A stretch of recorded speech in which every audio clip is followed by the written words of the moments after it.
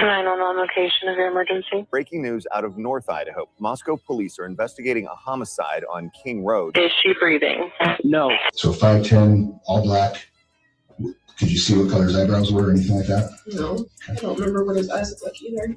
Officers discovered the bodies of Ethan Chapin, Xana Kernodle, Maddie Mogen, and Kaylee Goncalves, but no weapon has been located at this time. Arrested. That's 28-year-old Bryan Kohberger in custody today. Mr. Kohberger allegedly stalked one of the victims. That's false. We do not have evidence that the defendant had direct contact with 1122 or with residents of 1122, but we can put his phone in that area. There are many residences in that area. It's a dense population of mostly college-related occupants. Everything is alleged.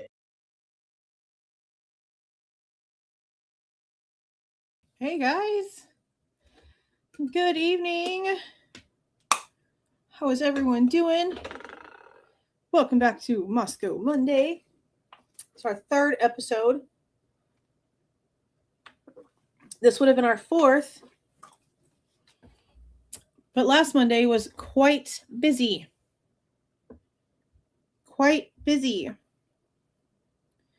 So we are doing it tonight. And hopefully we can continue unless something extreme happens. And I didn't notice any documents or anything that came out that would give me a reason to not do Moscow Monday and do something different. Just want to validate that real quick. Oh my gosh, you know, Walmart delivery does help a lot when you're super busy. But it's like every single item. Every single item has a substitution. And I'm just like, why is it available? Why is it available if I'm paying like an extra $10 to get it here because it's something that I need for later tonight? If I'm paying money to get it here quickly, why is it telling me that within the next 30 minutes, this item's still going to be available? Why am I allowed to add it to my cart? That's really annoying.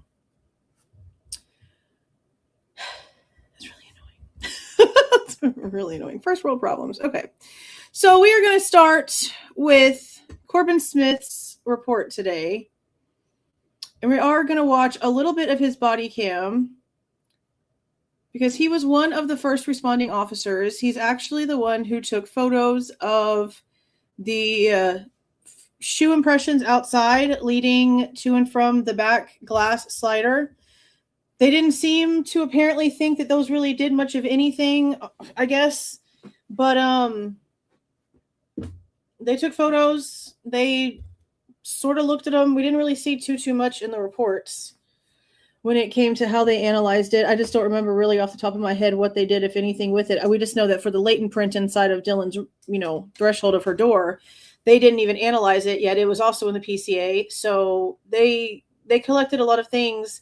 And they didn't really do a lot of things with hardly anything at all, which is so beyond ridiculous.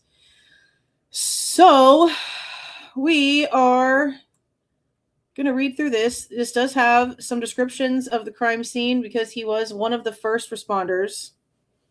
And then again, we are going to go over to Connor's channel and we're going to watch a little bit, not the whole thing, because there's about 3 hours of footage, maybe, give or take about 3 hours of footage on just for Corbin Smith. And I'll go ahead and give you guys the link to this too, in case y'all want to go over there and watch the whole thing later, in case you haven't.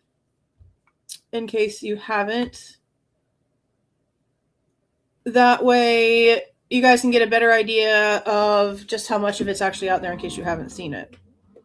Now that is part one. Part two is posted separately because for some reason they like to separate in their redactions in weird ways. I remember part of the issue with, I think it was the 17th? It was either the 17th or the 15th. One of them was like a whole 80-something minute segment.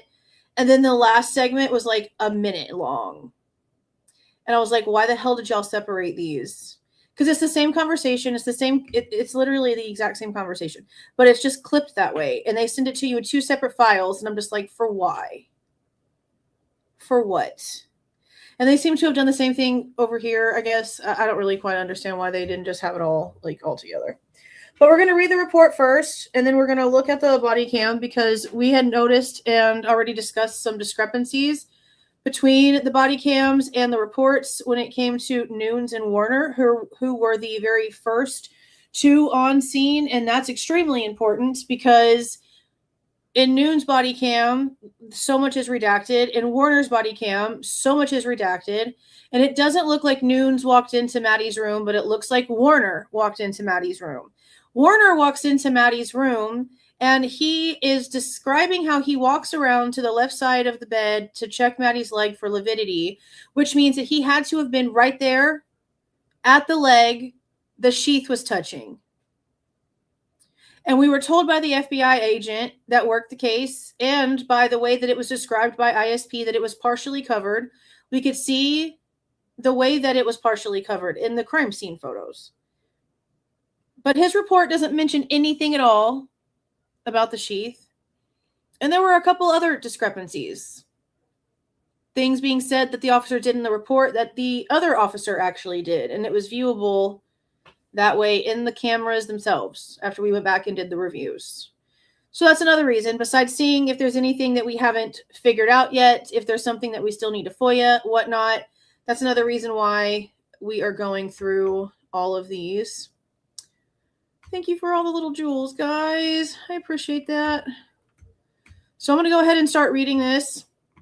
And then when we're done reading this, we're going to go over to the body cam.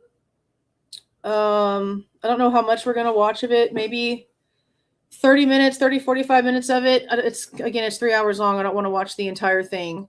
But we're just going to watch the first, maybe 30 to 45 minutes, maybe hour. It just all depends. It just all depends. Okay, so this is how Corbin Smith wrote his report. This is his viewpoint about what happened at 1122 King Road on 11/13/22 when he arrived after the 911 call. On 11/13/22 at about 1200 hours, I responded to 1122 King Road in reference to possible homicide victims. Officer Nunes had arrived on scene and found a total of 4 deceased individuals. Officer Nunes informed other units he believed this to be a homicide.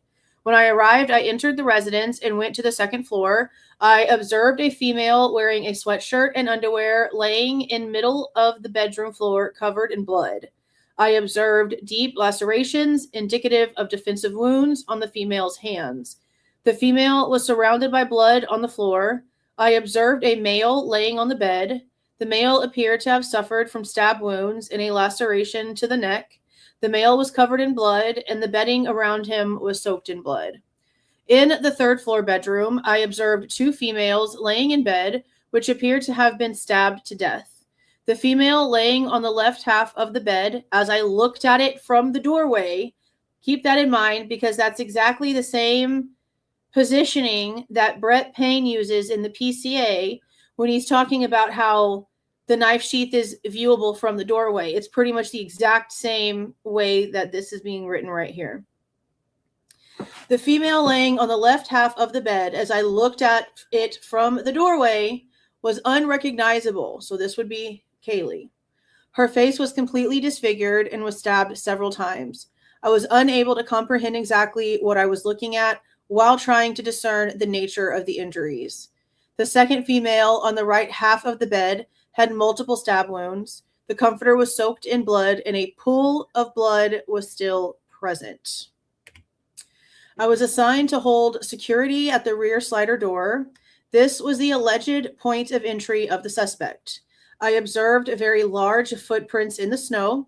I used a tape measure, and the shoe size measured approximately 13.5 to 14 inches. The footsteps went to and from the rear slider door. I observed the trail of footsteps head away from the slider, then turn right, around a stump in the backyard, and lean toward the front of the house. I know that there's pictures of what looks like to be those prints on Friday, but I also just kind of figure it was probably Maddie maybe looking for Murphy, and she had her Doc Martens on. That's just sort of where my mind's always gone with those, pretty much. I observed a small set of handprints on the window to the east of the slider. The screen to this window appeared damaged and was lying on the ground. I located smudged fingerprints on the glass slider door. There was a discarded black backpack in the backyard that ended up actually being a cooler bag. So not actually a backpack, but a backpack type drink cooler insulated bag that was sitting there. I photographed these items and attached them to the case. I maintained rear security until I was relieved by Officer Warner. The only person to enter from this point was Captain Lanier at about 15:27 hours. And yeah, basically from that point, everybody was using the front door. So now we're going to watch some of this. And I am going to try to figure out a way to do, for those who might have missed it earlier, the ID Discovery, I guess, channel is having some sort of episode about the Idaho 4 case. I believe it's Thursday night. And then it'll be available on HBO Now, HBO Max, something like that. The next day on Friday.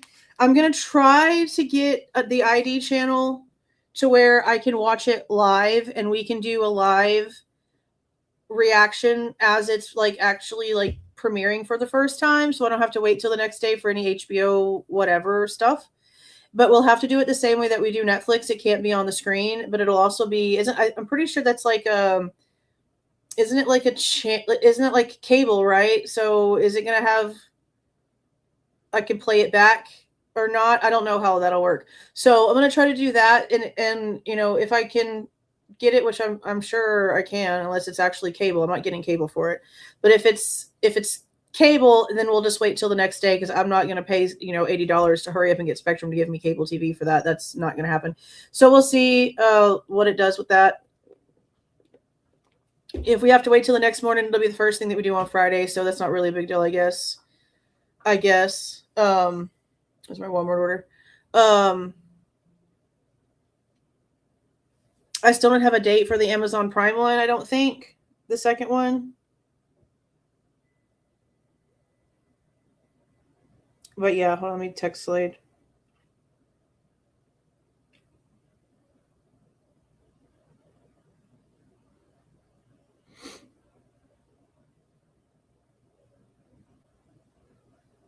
Okay. Okay. Let's see. Alrighty. So, I guess I can go smaller. Or can I not make this really any bigger because of the way that I have to have the screen? Yeah. I'm going to have to leave it like that. Okay, so then technically I guess I can be a little bit bigger. And again, this is over on Connor's channel. And I think the first thing that I'm going to drop in the morning is going to be discussing Netflix stealing footage. Now, again, I don't know for sure if that's the case. Okay. But the way that I said it was they're giving credit to Moscow PD, like in the back of stuff, right? But they're doing things really kind of like weird in Netflix because it's cropped to where you can't see the timestamps and stuff at all. Like on any of it, you can't see any timestamps. So regardless, they're lying when they're telling people and they're having it marketed as never before seen footage, which again, Rotten Mango in her Nolan Wells video, she's now sponsored by Netflix and her videos are now on Netflix. So she basically sold her soul to Netflix, which according to people that are messaging me and giving me information about her, this isn't shocking that she's done this, honestly. But she is a person who will have like 3-hour videos post and it's like hella detailed shit you ain't never heard before. She's got receipts. She's throwing stuff up on the screen. It's like really, really detailed stuff. She is sitting there promoting the Netflix documentary and she's using their narrative. It's literally like she hasn't bothered to open any of the documents, read any of the cell phone records. She's just following along with the narrative. So a lot of people saw that. I saw it. We all had a lot of comments about it. I'm going to have to end up doing some sort of debunk just on like this paid sponsorship for the Idaho 4 documentary for Netflix that she put inside of her Nolan Wells video, because her, of all people, the way that her reputation is in the true crime community is to be extremely detailed and grab records that no one else has ever grabbed and be able to get down into like the details. And it's like she's never bothered. It's like she literally got an email from Netflix about exactly what to say and she went with it. And it was like, wow. Like, wow, actually, wow. I was really just wowed. So we're going to have to talk about that too, you know. Yeah. Yeah. Rotten Mango. She has bazillions of followers because she's got several different channels. She does one where she watches, like, I guess, like Japanese mysteries, crime stories and stuff like that, or Asian, I don't know, some not American ones, or like foreign ones. And then she retells it in front of like a camera, and her husband's behind the camera. And he's sort of like, well, he does that with all of her stuff. He like interacts with her as she's telling the story. And she's a good storyteller. She's a good storyteller. So it was just really surprising. Cause like, come on, like I know as a content creator, how much money she's probably making just in ad revenue. Like, are you really that greedy to where you'll come out here and basically, in my opinion, lose some of your credibility by not being truthful and honest about the Idaho 4 just because you're doing a sponsorship? That's why I vet like the people that I do anything with, because I'm not going to change my opinion or, you know, nothing I've said has stopped any of my sponsors from wanting to work with me. I am not going to be silenced in my opinion whatsoever, or change it just because some company wants to start working with me. So it was just interesting. Because then also that exact same sponsorship ad for Netflix is also on a TikTok that she posted all by itself that has like millions of views, and everyone is listening to that narrative from somebody who they know to be like a real like deep diver, and they're going to believe it because it's coming from her. And probably she probably has well over like 12 million people collectively, if not more than that. I mean, let me check her channel right here. It's really bad. Like, I was really like surprised.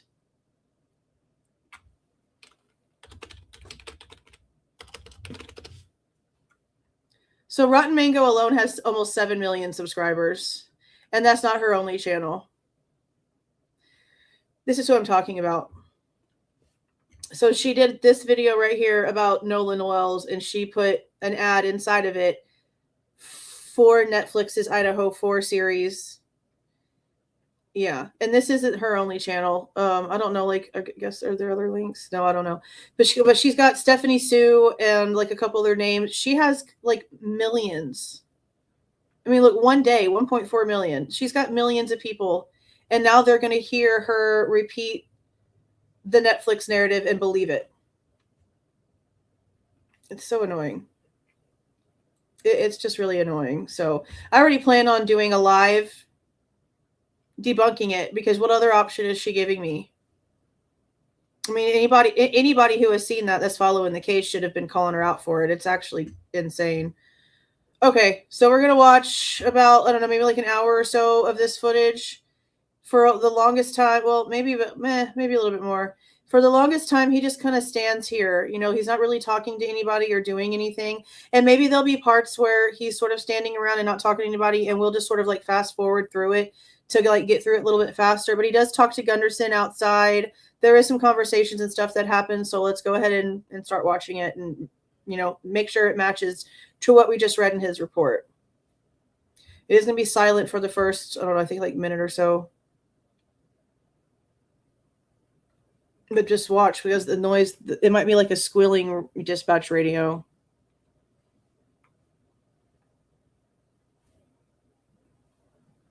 It should pop on any second with the sound.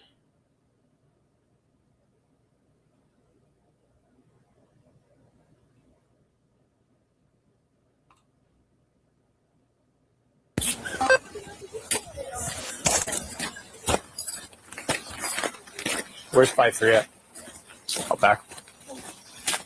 Residence is good. Okay.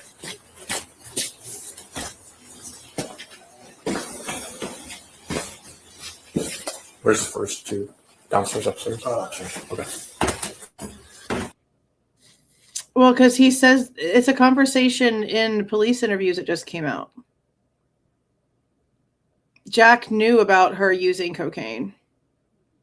And I mean, it doesn't matter one way or another. But if that is part of her story and that's part of what she was doing with her life, and there was a violent middle-aged dealer that had a bad reputation that they were looking for. And we also know that Xana's room was known as the party room, and that people would go in there and they would also do stuff like that. That's two people in that house that were doing stuff like that. And to me, that could mean a connection to somebody who's responsible. That's what it means to me. Yeah, they are getting more interesting because it's getting down to like the details that they haven't been wanting us to listen to, and you have to question why they're acting like that. I don't care what they were doing. If it gets down to getting the right person, cool. I'm not going to shame them for it. I don't have no reason to. If people are, then that's ridiculous. That's actually ridiculous. So thank you for the Get the Membership, Death Child. You know what? I saw this somewhere. So yeah, I did see this. Apparently the new attorney for Kohberger was associated with the Stickergate situation that happened in Moscow. So it's been years since we've even talked about Stickergate, even like a little bit. There's so many technical things to the Stickergate thing. I am not the one. I'm not the one. I can be the one. I'll be the one soon in a day or so, and I'm going to do some more research on it. But we've talked about it in passing. But it's a whole situation that has to do with the Moscow Police Department and like during the pandemic and the Christ Church and some Brady Giglio shit and some lies and some crazy stuff. Okay, so we're going to talk about it, but I'm going to have to go in and I'm going to have to like get my, details sharpened up because I don't know it that very well off the top of my head. I'm pretty positive that Truth and Transparency does have a lot of information over there for that. I'm pretty positive. I just don't off the top of my head have that info. I do not have that off the top of my head, have that information. Okay, so yeah. Holy shiitakes.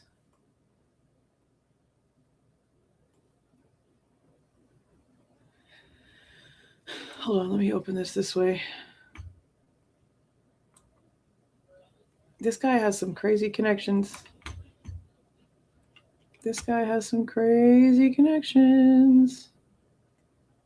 Is this not going to let me make it? Okay.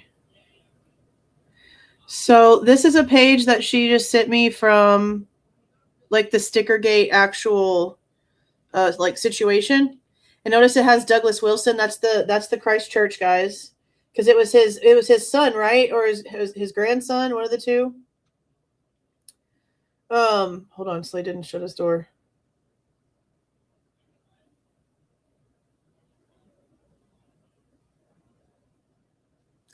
Can you see right here? Jay Waters, Shane Gunderson, and Mitch Nunes were the officers that were taken to court for this entire thing. And, Jay Waters, that's a guy that I try to get body cam for that I haven't been able to get it. They're denying it. We all know Gunderson and Nunes. So those names, yeah.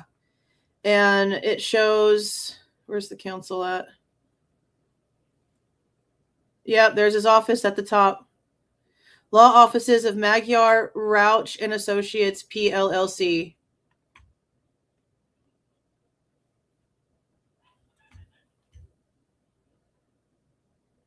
That's crazy.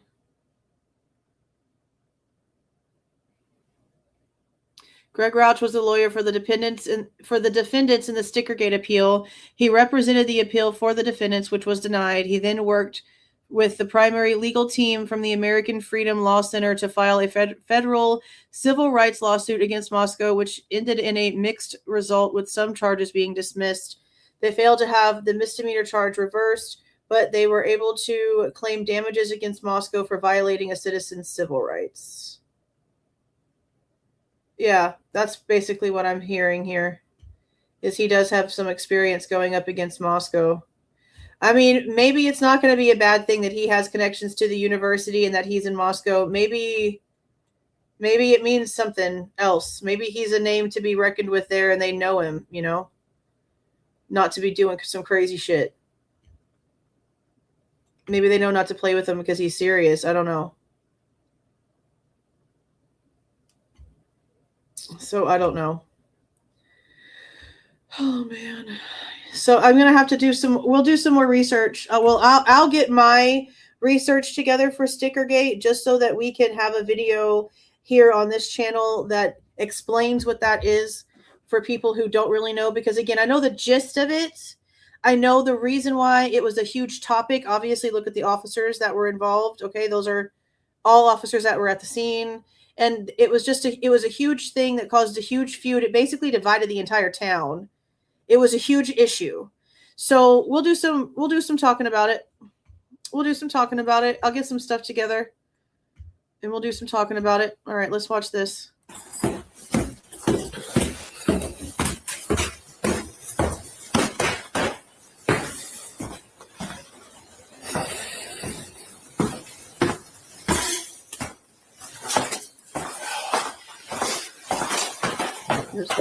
That's David Anderson right there. Hey Ryan, there's a bag back there too. Okay, make sure that includes it. And this is the backpack. This is an insulated beverage bag, not like a regular backpack. And it's really important to note here too, for those who might have heard Steve say this, which is Kaylee's father at some point, about there being backpacks and kill kits everywhere. These backpacks belong to the people that lived in this area. There's several different backpacks inside the house in different rooms, in different areas. You see them in the living room. There's one in Bethany's room. It's like they were sorority backpacks. Like it's just like, it's like your regular little cheapy JanSport backpack from Walmart. And it seems to be something that they all use collectively to transport alcohol in. They don't really use them for school stuff. They use them to transport their beer back and forth. So there's a bunch of them. They're not kill kit backpacks. They were alcohol transportation bags. Your cell phone? Yeah, taking some photos. Are you talking about this bag? Yeah. Gotcha. I don't know if it looks old or not. Yeah, it's decent enough.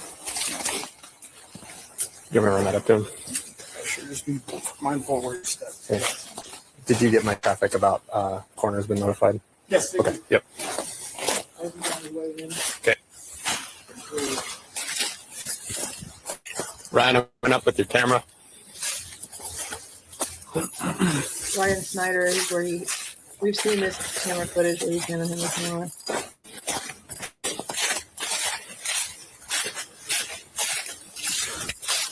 Sorry, man. You're good. It's not on yet.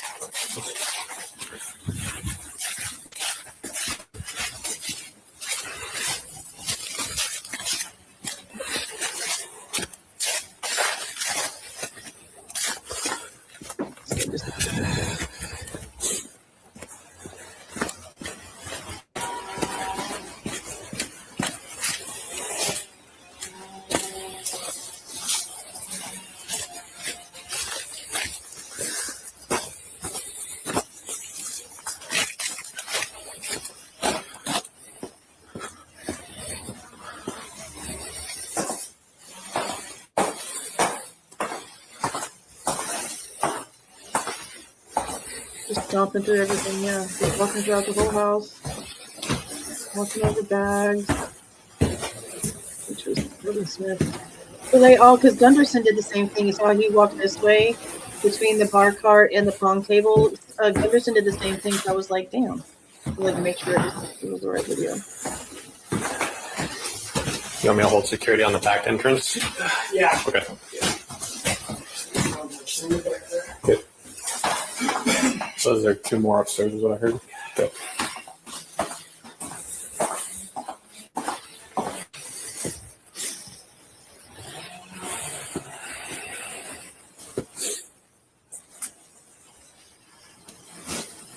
And you're going up here.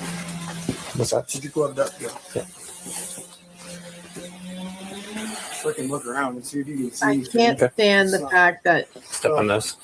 just conveniently as these body cams are recording everything that's going on. There's power tools. All days, all the power tools, you know. Ugh. Grab that stuff if you don't mind. Pisses me off so bad.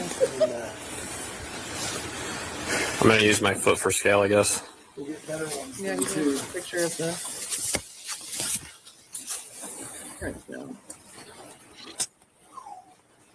Yeah, Kathy wants to know if she's good to come in, Shane.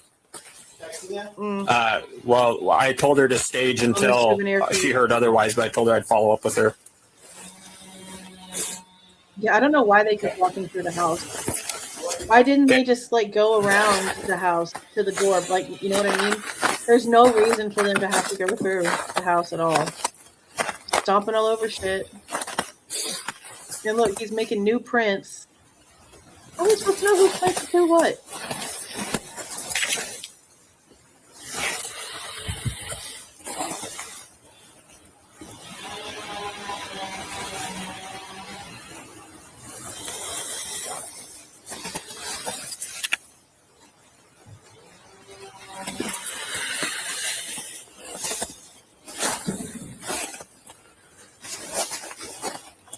Hey, Ryan, are you still up there?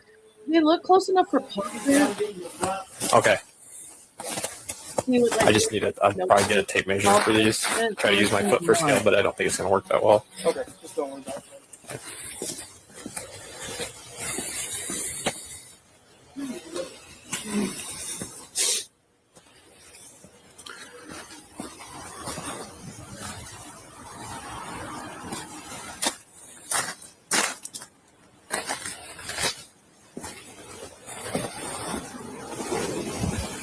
Yeah, I don't understand why they just like kind of blood blood. Ish. This is where I think he gets his attention and tells him. Yeah. I'll take a picture of it, but I thought that probably is. Yeah. We've seen this from Shane's direction too before. I mean, like recently. We've watched all of these, but we've seen this from Shane's point of view recently. Because this was the narrative for the first part of the series. I never saw anything to say that they swabbed that. I don't remember seeing anything in any of the reports that they swabbed that. It might be in the handwritten part of it, though, so, I mean, I'm still going to be looking through everything, so I might find.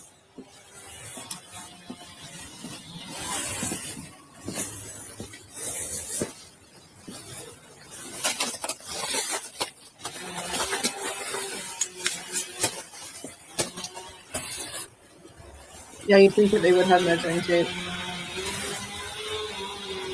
I guess they just wait for forensics for that. They do measure it with tape.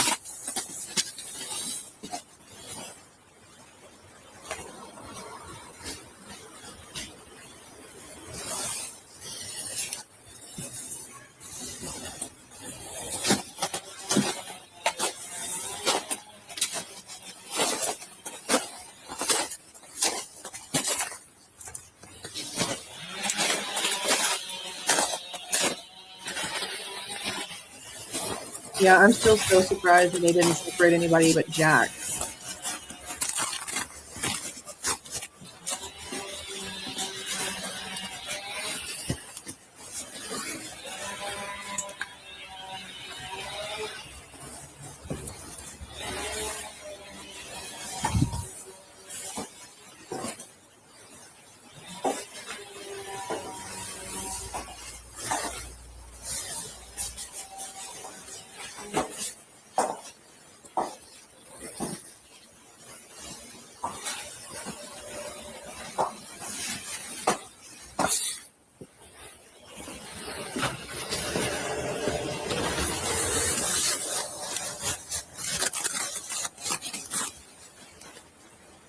He didn't actually call someone here, or does he text somebody? Let's go, like, after the conversations start happening. Yeah, he's texting someone. You can't see it.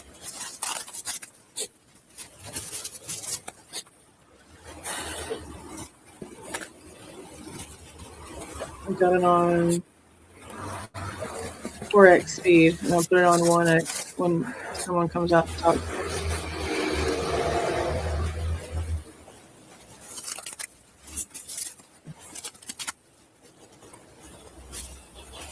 See? Pause. Okay. See right here, you can get all the way to Jack's house and back and never have been on camera, never have left the road. Just right here. Just right here. Oh my gosh. 3 of them. My gosh. I told y'all earlier that me and Slade's allergies are driving us crazy today. I told y'all. I told y'all. Oh my God. Thank you. Okay. So look at, look the path right here. He could have walked, anybody could have walked and gone this way, straight back and forth to Jack's house. And that's the car right there. That's Jack's car that the Goncalveses are letting him use right there. That Volkswagen. See, that's 1119. This is the house that we actually see on the 1112 King Road camera.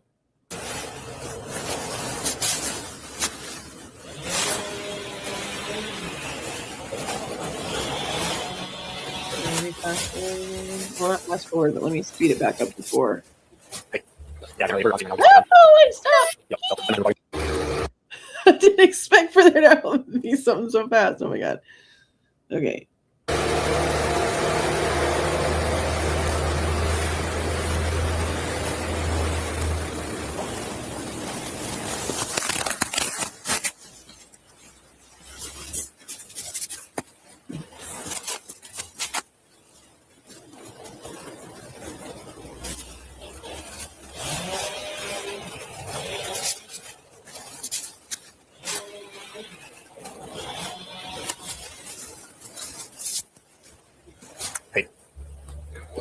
Yeah, I can't really. We're on scene right now. We just locked it down.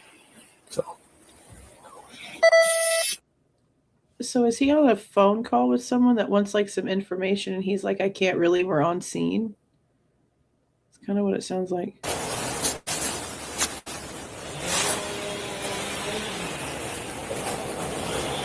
freaking chainsaw is pissing me off. It still makes me so mad.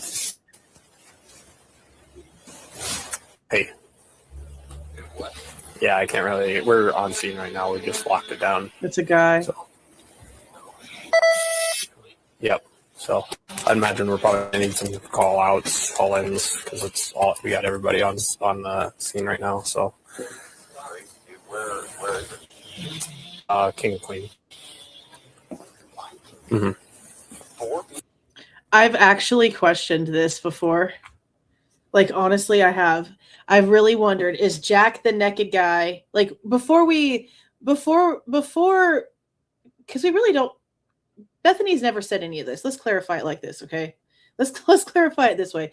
In none of Bethany's interviews did she ever say she saw a naked guy. I actually debunked the naked guy thing because somebody tried to take a Davis case that was being referenced in the courtroom where there was like clothes in a bag on a chair somewhere, and the rumor that Bethany apparently saw someone in black going across the front parking area, and people try to put all those together and say, oh, Bethany saw a naked guy running from the house. When we first heard that, and before we figured out where the hell that was even coming from, I thought it was Jack. My initial thought was, could Jack have like freaked the hell out when some shit went down, and him and Kaylee were maybe doing something, or maybe something else was going on. I don't know, but could Jack have been over there and some shit started going down and his little chicken shit ass ran away naked back to his house? That was my initial thought when I heard that rumor. It is a rumor, and it was a twisted story one at that, because again, she's never said this ever. But it was Jack who I thought it could be about the first time I heard that. It really was. Mm-hmm. Yeah, so I don't know. We don't know a whole lot right now. Me too. I'm saying it. Yeah. Definitely thought it was him. All right. All right. Bye.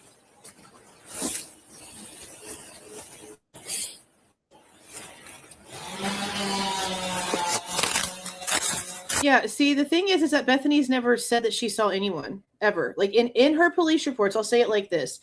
In the interviews that we have, she's never said it. Could that be her exculpatory evidence that she actually did see someone outside the window running away from the house? Maybe it wasn't discussed in the messages. Maybe she didn't tell the cops anything. Maybe she recognized the person and maybe that's the exculpatory evidence. Maybe. But out here in the public where her information is out here, she's never said anything at all about it. Never once.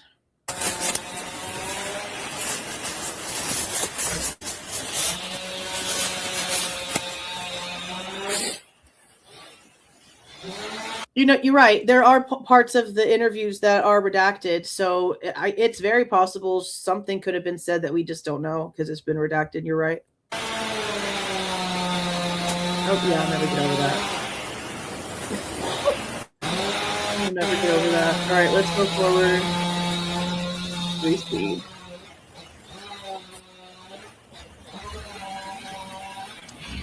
And it's crazy too because you know this person has to know that there's like a crime scene going on. They have to see these cops everywhere. So you'd think that like you just wouldn't do it.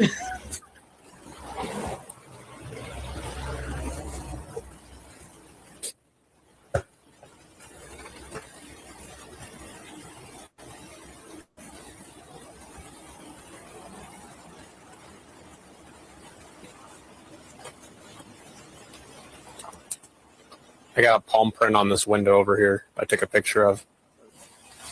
I just need a tape measure out these, the size of these prints.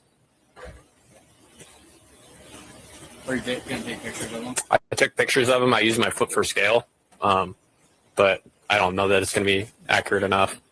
I'll get you a tape measure. Okay. Okay, yeah, he's going to get him a tape measure.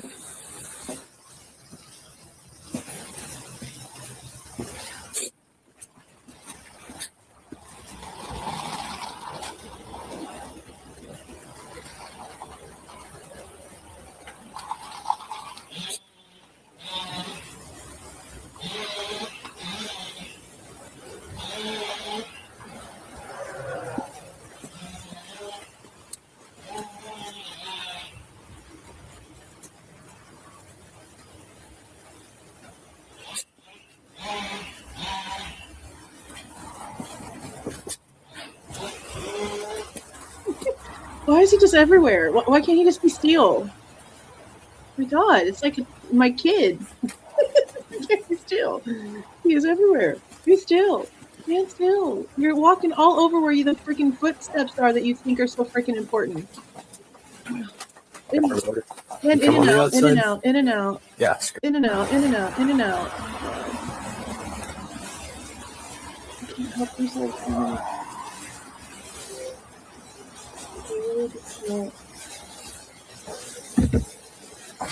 Walking around. If ADHD was a video, yeah. For sure. It's crazy. I got a palm print on this window over here. You come on the outside? Yeah, screen's out. Take a picture of it. I'm just waiting for a tape, right? Now, just in case, on the off chance there's somebody in here who's never seen this before and are curious because they're taking pictures of it and it sounds important, it's not. At least not to when it comes to Bryan Kohberger. These are really tiny prints. It's not Kohberger's hands. And I'm pretty sure there's something in the report about them coming to some sort of conclusion about this. But the point in general is that this has nothing to do with Kohberger regardless of anything. Regardless of the fact that, you know, this channel has a basis of what they feel. This also would have nothing to do with the male either, is basically what I'm getting at here.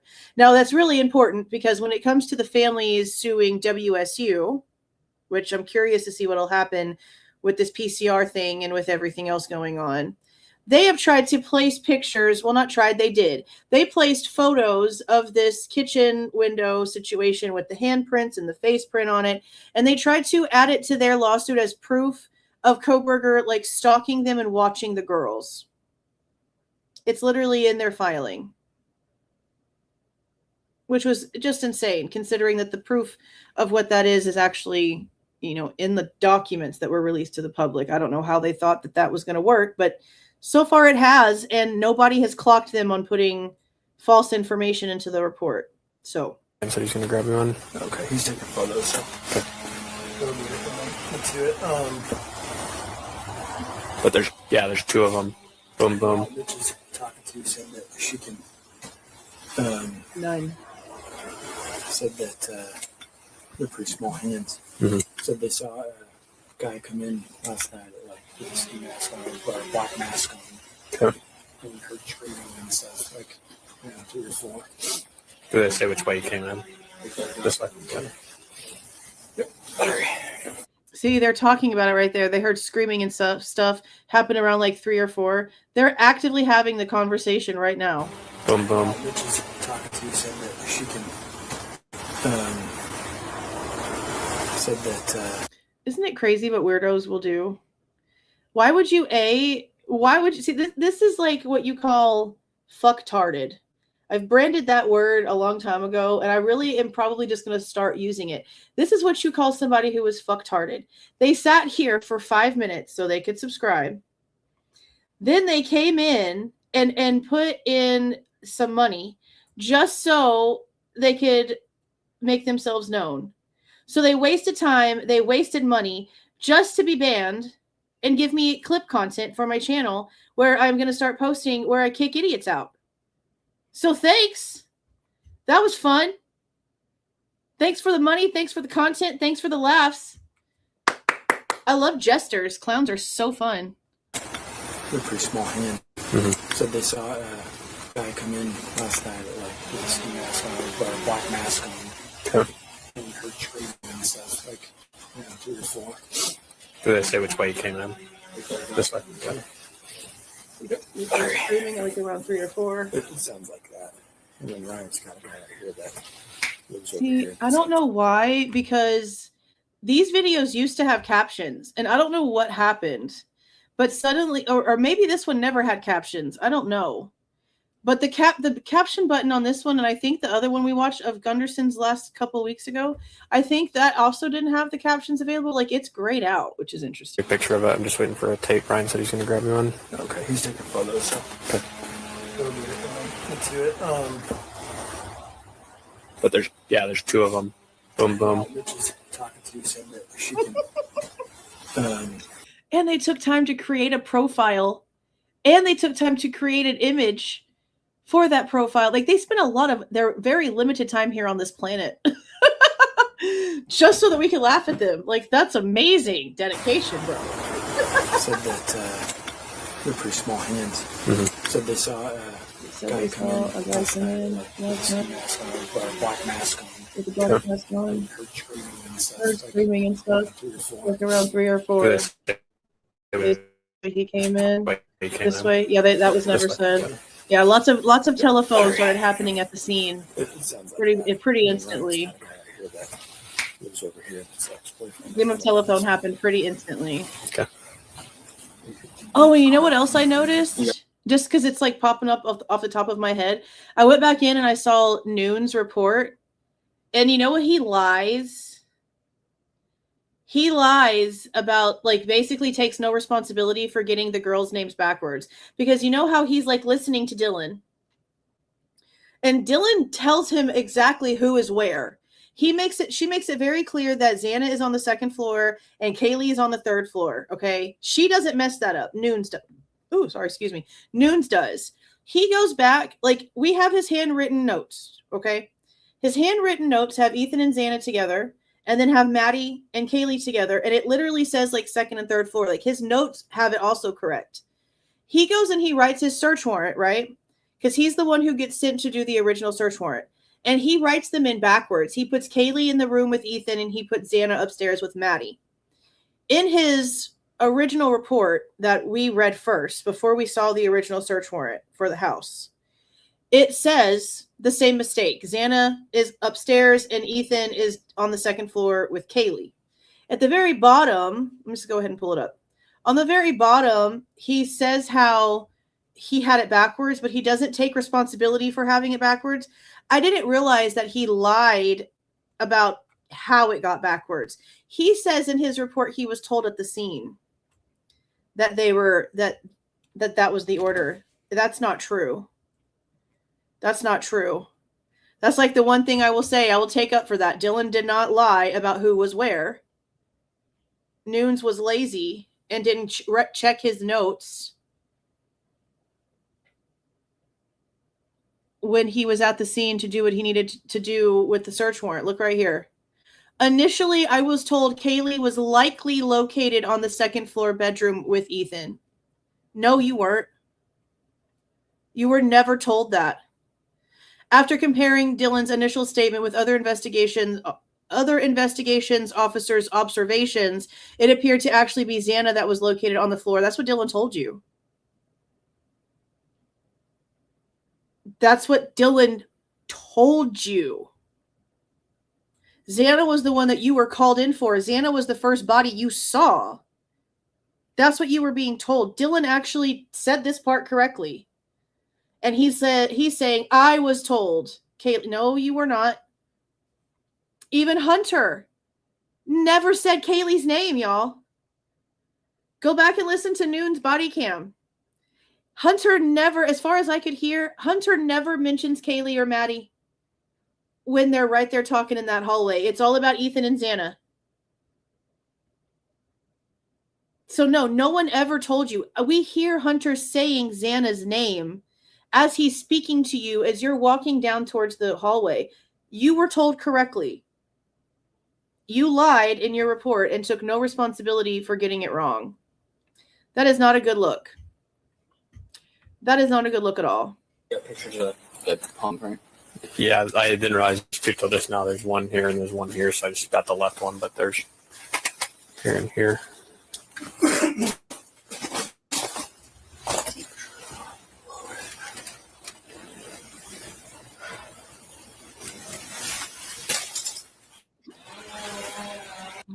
It sounds like that. And then Ryan's got a guy out here that lives over here. That's the ex-boyfriend of one of them. So. Ex-boyfriend's one of them. You got pictures of the palm print.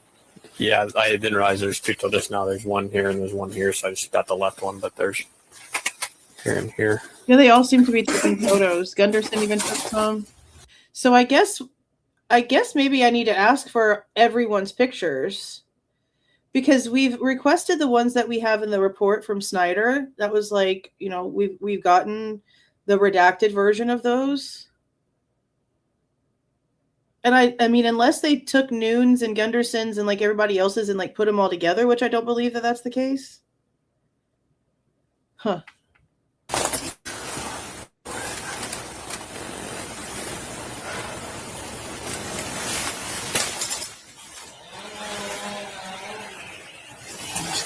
It's dust over them.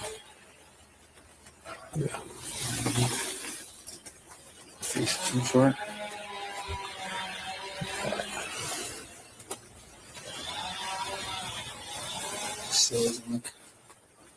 Just screens off of it. So yeah. Make sure if anybody tries to come up here, obviously stop them. You want me to move that tape to that fence post? No, let's just Stop 'em, keep it here for now. Okay. I'll come back and work around, and I'll bring you back that measuring tape. Okay. No rush. I'll be here. All right.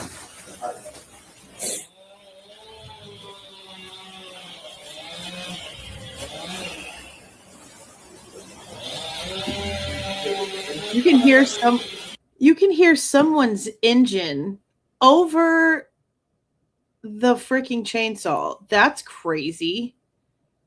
That's really crazy. That's a loud ass, I'm assuming, truck. And I'll bring you back that measuring tape. Okay. No rush. Or a 2-door Nissan with a loud exhaust. I mean, that could be it. I'll be here. All right. I hear it.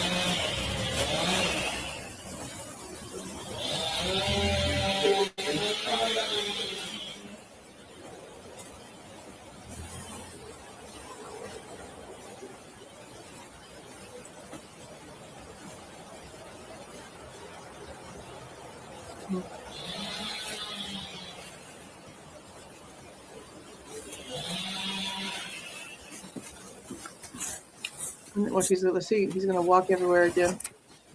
Were you looking for the dog? Were you looking for the dog? Yeah, we got him. Okay.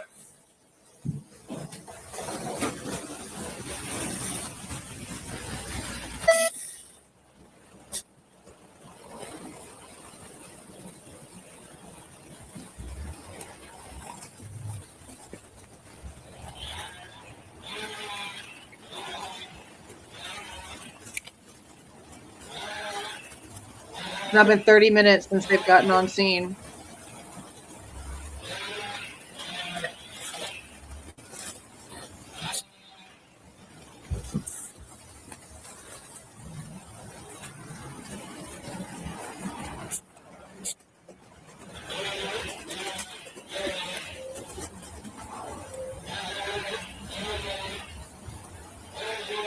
We're still coming in and out of the area.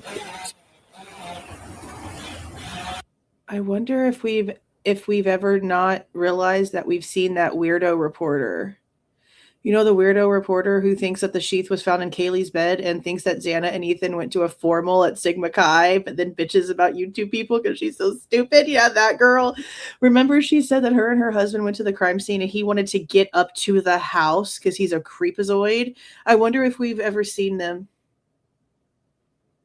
coming in and out of the neighborhood. Nope, slow it down.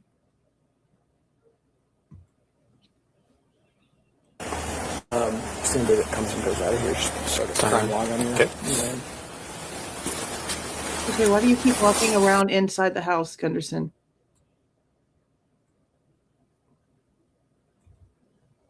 See, I don't know why we can't hear this part right here. This is so stupid to have any of this redacted like this. No weapon we've been able to locate. We didn't meet anybody, but I would ascertain it's probably not here. Yeah. But I think there's some dried blood on the sink. There's not even a window. There's no chocolates on the outside. Ew. Thanks for the 199 Lady Di. Why is he such a loser, though? See what I mean? So I noticed that he's kind of been like a fucking dickhead for like the past week or so or whatever, however long, I don't know, whatever his problem is. Why? How come when they change their opinion, they come in here being assholes? That's the same thing for that weirdo Michelle chick. Like all those assholes over the past week and a half, 2 weeks that I've had to like go off on. Thank you for joining, Hell Mantis. That I've had to go off on are all people that have been in here for years. And then just because they change their mind about something, they become prickheads. I don't understand that. Why can't they just... Y'all are all the same people that y'all have had conversations with for years. So I don't know why he has to come in here acting like a dick. See, like, I don't get that. Like, why can't he just come in here and still have conversations with people and not be so rude? Well, if he ever comes back in here with his regular name, I'm just going to kick his ass out too because I'm not going to deal with it. Like, I've noticed that he, like, y'all kind of, like, made comments towards him, but I've never seen him say anything, like, too ridiculously crazy. But coming in here and faking a whole account, like, why you gotta be such an immature little shithead? See? Yeah, I don't get it. Like, y'all are the same people they've had conversations with and enjoyed having conversation with and enjoyed talking to for the years now. Why come in here being a prick? Ugh, fucking weirdos. Go back to your mama's basement, bro. Once That's immature. we get everybody here, we need to start tracking them. Okay. Do they look like they've been back at all? Or? So there's obviously two sets come and go. And then they look like they round this log right here and then go down that way. I bet you that was Maddie. Because if he would have went up that way, we would see it. With her Doc Martens on.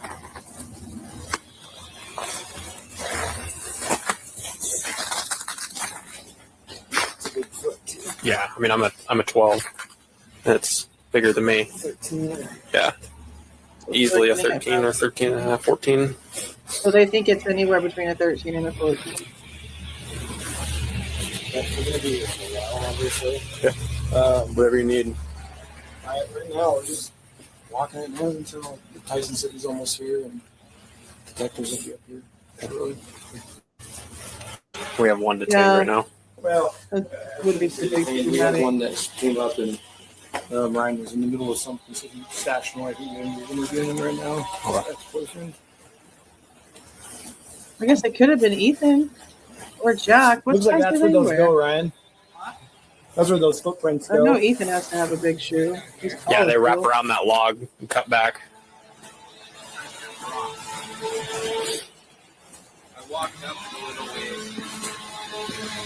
Yeah, they definitely don't continue up because you'd be able to see it in the snow, and it looks like they track around that log right there.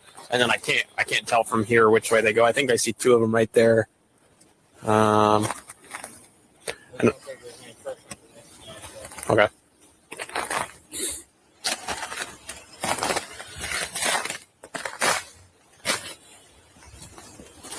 Not that I know of. From what I'm understanding, it was like later on at night. And all the camera footage so far that we've seen, or at least like in the evening hours, is how it sounds. And all the footage that we've seen so far of like them at the door, I don't think we're going to see the guy from like door entry body cam. But I don't know. I want to try to get other people's pieces of body cam. And I've been wanting to try to get a hold of more information from the Latah County Sheriff's Office itself, because that guy that did, the Sheriff Best guy that did the interview with ISP, that's as far as ISP seemed to have taken it. But I want to see his information. And I still, like, I haven't FOIA'd it yet because I keep forgetting. It's on the freaking list of 1,000 things. But I want to FOIA him because he should have his reports, what he wrote up himself. It should have maybe even some of the audio from the interviews that he did, because he talked to people on the phone and he drove out to physical locations to talk to people. And he kind of like did like a real follow-up on the situation before he talked to them. So I'm hoping like in that maybe we'll get like a better timeline and maybe a better idea. But apparently whoever it was that walked up on scene talked to a rookie that didn't go past like some sort of little probationary period type situation. So whoever he talked to probably wouldn't have been fitted with a body cam, which would, sucks. But maybe that's the reason why he chose to speak to that person. But yeah, I want to get the information from Latah County for what Sheriff Best did with that info.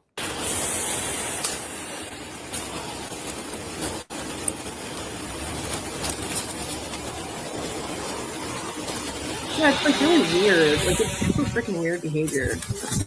Like you didn't have. Again, there's plenty of people that have opposite, opinions on things that get along just fine in here. Like, that's just weird. That part too. Like, don't be a coward little bitch, a little beta bitch, and do it by another name. Like, at least do it with your chest. Yeah.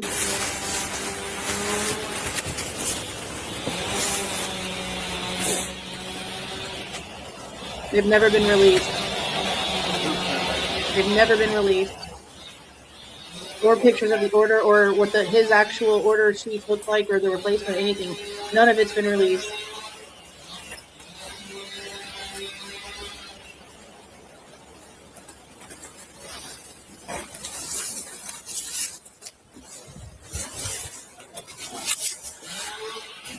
What's up?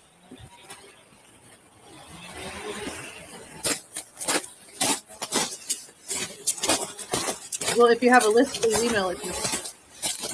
Because I'm not aware of any of that. I only know people by the one name that I know them of. So if you know that to be true, please send me the proof of that with who they are, with their other names. I'd like to see that.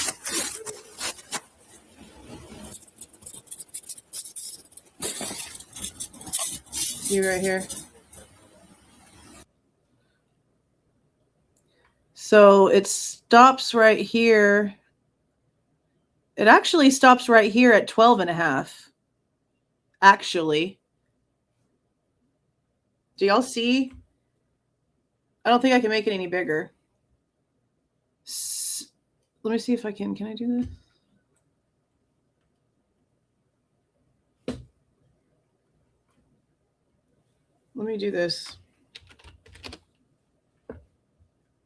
Because it looks like it actually curves in at the 12.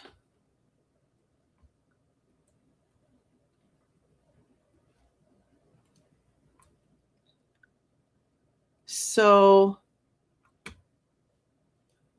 me draw this thing.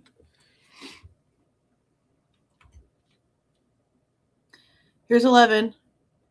The shoe curves like this right here, right past the 12. Because look, it's touching the tip right here. It's on the heel. See that?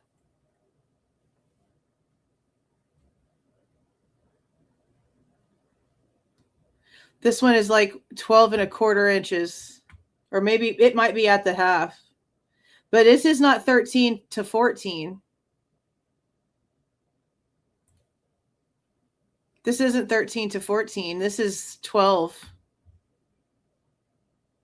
This is 12.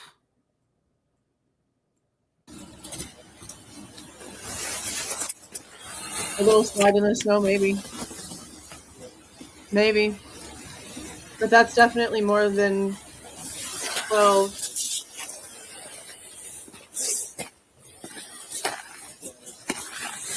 I mean, it's like right at 12. Right past 12, but not 13. Not yet at 13. See, can we see this one?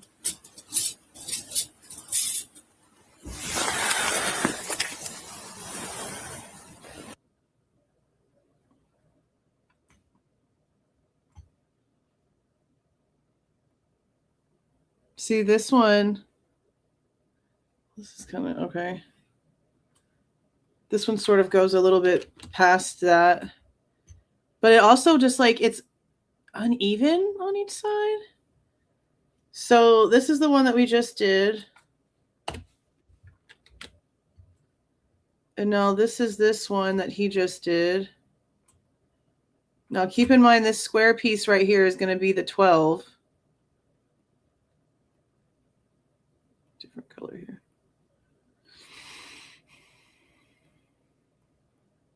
So here's the 12 right here.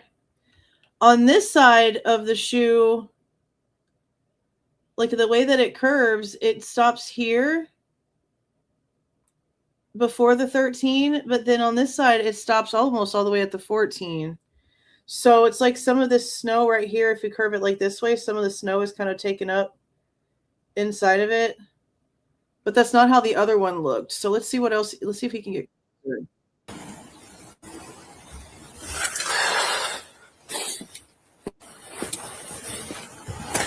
Yeah, I think maybe it's between a 12 and 13, really.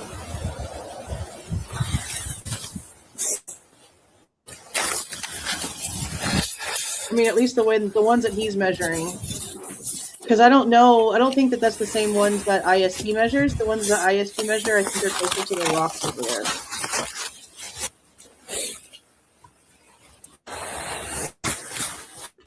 No, I don't think it's the same at all.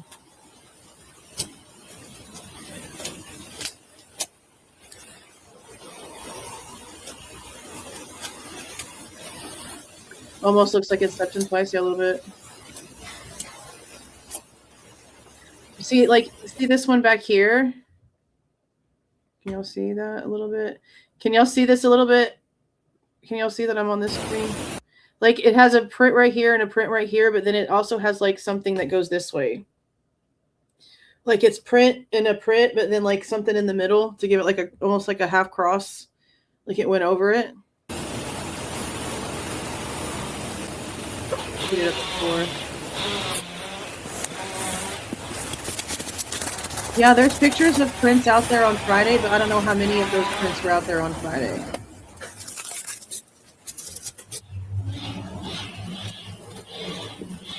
But there definitely are some prints out there on Friday.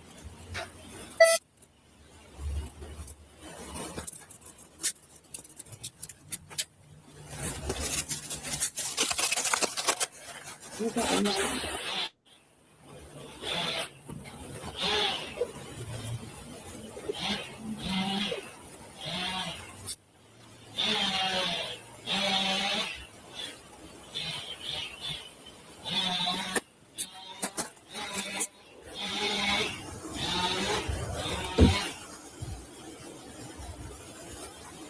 Hey, Brian, there's a guy in a fuel structure that lives right here that keeps walking out. They sound crazy. Hold on.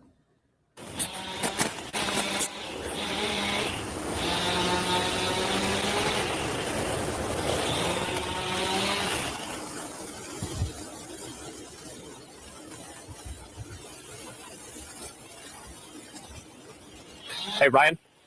There's a guy in like a teal sweatshirt that lives right here that keeps walking out and like calling people. I don't know if he lives there. He might have seen something, heard something. With him right there. In the teal sweater on the phone talking to people. They're just walking back and forth. Looks like it might be.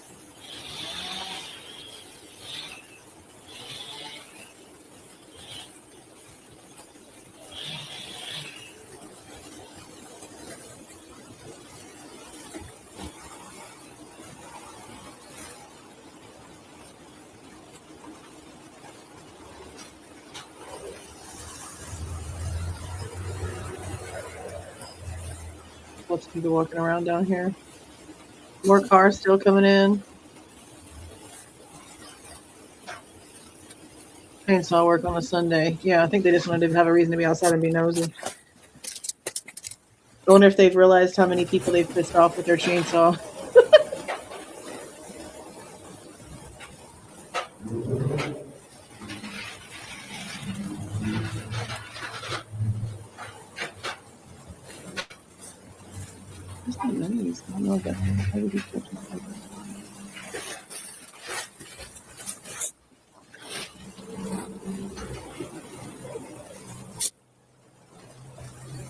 Yeah, look, now they're talking to that guy.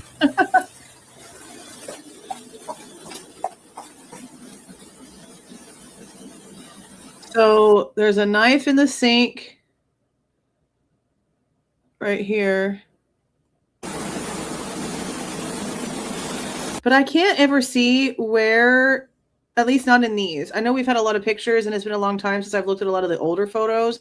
But I know that, I think, isn't it Gunderson that says something about there being blood in the sink? And I don't think we've ever actually seen it. At least not from like the way that he has talked about it. But we also know they never did anything with drains. They never swabbed the sinks. They never checked the drains. They never did freaking anything with any of it. That was one of my first questions too. When this case first came out, I was like, oh my God, all that time? Did they check to see if somebody washed something? Were they overly washing something? Were they overly using the water? Like, what the frick are you, what do you mean? And then to just find out that they never even bothered to touch the swabs. I mean, to swab or do anything with it at all was really depressing because I was just like, holy shit. And then the diluted blood, like, hello, why would you never check a drain? Why would you not check the drains to see if somebody would have tried to like rinse the blood off the knife in the drain? And that's why after it was getting slung around somewhere, that's why it was diluted. Like, why wouldn't you check the damn drains to prove that theory? I don't know why the hell they didn't do half the shit they did.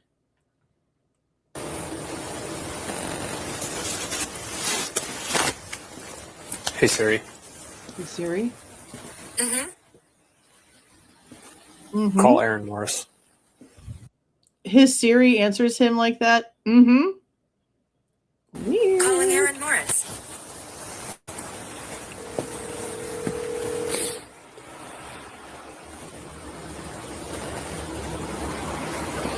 Hey, dude. So Captain Barrett's already aware. He's here on scene. We have a possible pop of King and Queen. There's going to be a...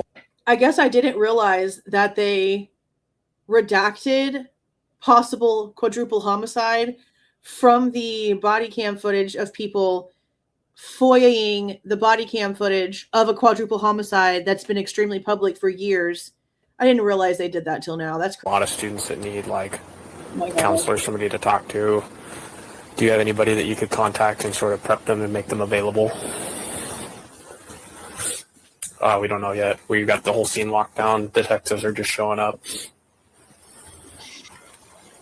But we got girls out here crying and sobbing, and they're gonna. I know that the university has resources. I just don't know how to rally them. Well, we're still about 20-something minutes away from the vandal alert. Okay. And obviously we, don't disclose anything, but just maybe if you can figure out who to get a hold of, let them know that we're going to need some crisis counselors available today and definitely tomorrow. It sounds like Captain Barrett's just checking in the service. So, yep. Bye.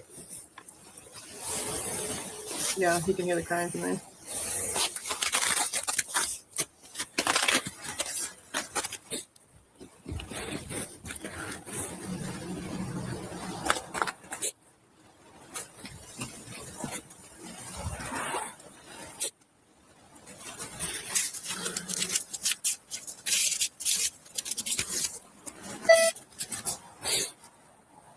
Maybe I should ask for his handwritten notes.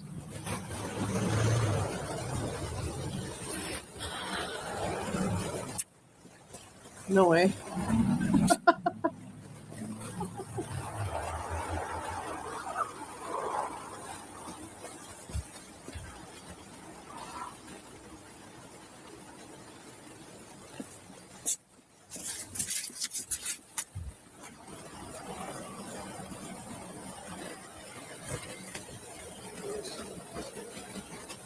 Copy.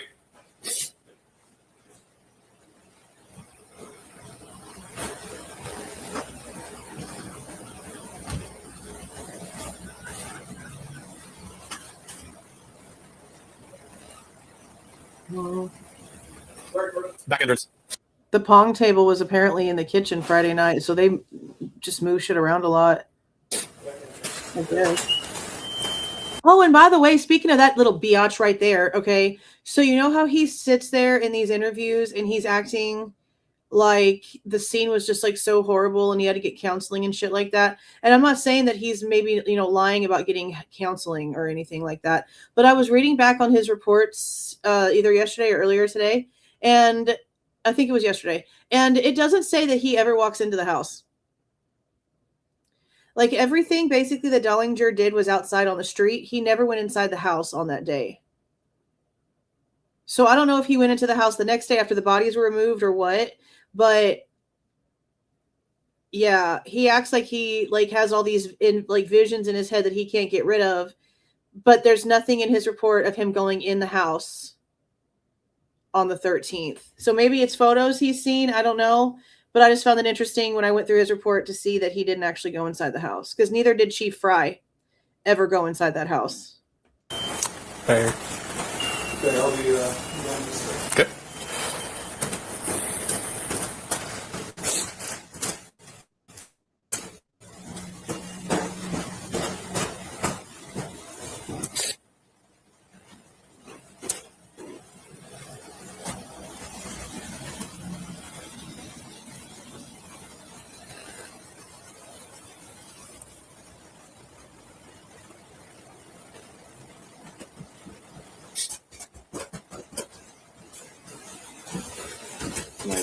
Good.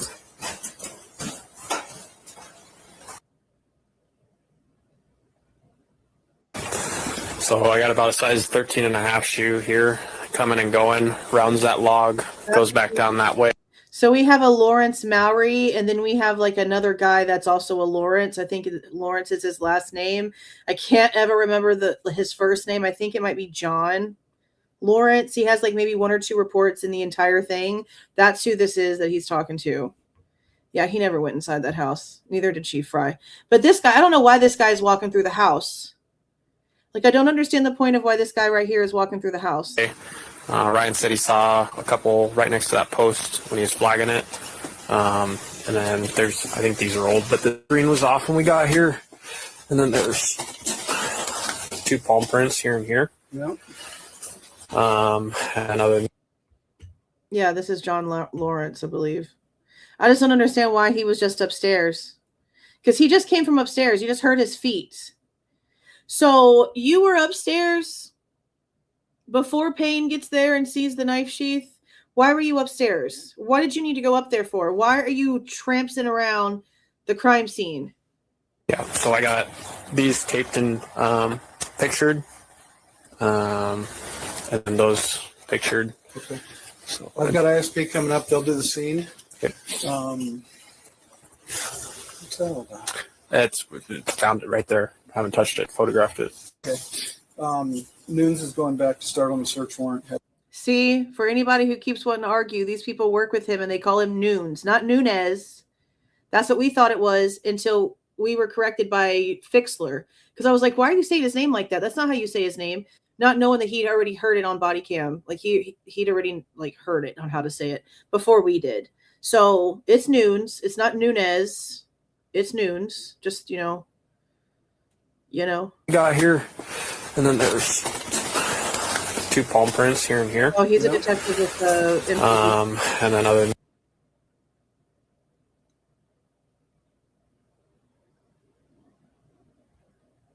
Yeah, so I got these taped and pictured, and then those pictured. Okay. So I've got ISP coming up. They'll do the scene. Okay. What's that all about? It's found it right there. Haven't touched it. Photographed it. Okay. Cooler beverage News bag. is going back to start on the search warrant. I'm going to go back and get him lined out. Meet with Mowry. Payne's on his way in. I've got to call into Dustin. We need to do a complete 360 canvas of everyone. Look for security cameras, the whole shit around. Okay. So, you need anything, holler? You got my number, right? Yes, sir. And gonna go back in instead of around. Why? Do you back through the house instead of around? Why? want me to log your showing up on the entrance log, or? Warner, I believe he got it. Okay. But dude went to the back slider, and it needs to show that he went to the back slider. I don't understand why this man went upstairs. I don't know why he's walking around the house.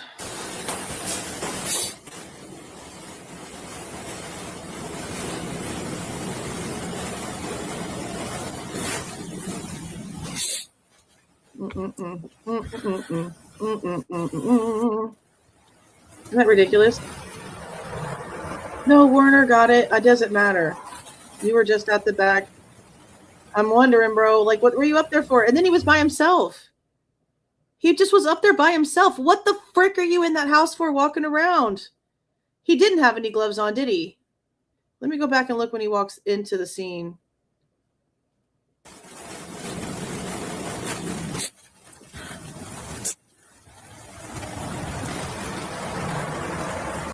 Did I already go too much? I want to see him as he's like walking out. Slow down. Damn it.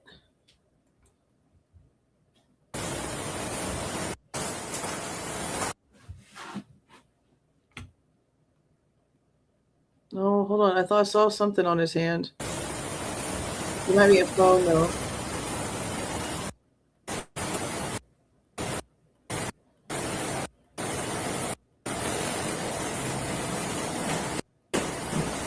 Me too. That's the only thing I want to see.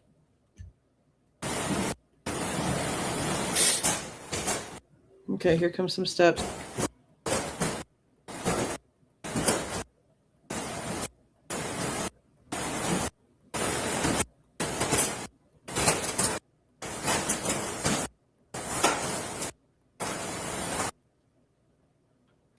He's got something in his hand. No, he has no gloves on.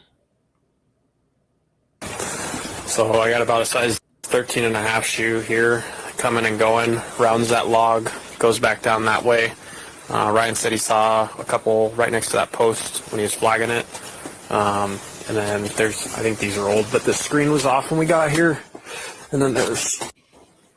Yeah, he has no gloves. I'm gonna right there. Haven't touched it, photographed it. Okay. No gloves in the house, unaccompanied, no body cam, on the 3rd floor, walking around. I don't like it. That's crazy as hell. That's crazy as hell.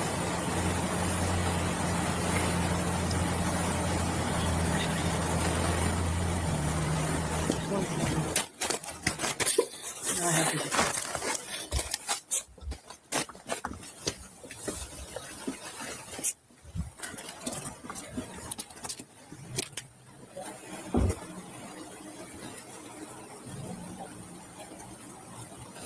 He works for MPD.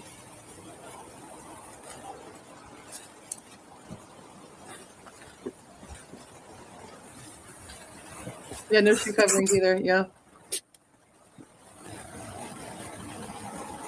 I don't know, Mad Dog. I don't know. I mean, you wouldn't think so. That's like literally contaminating the freaking crime scene by a senior officer. By a senior officer.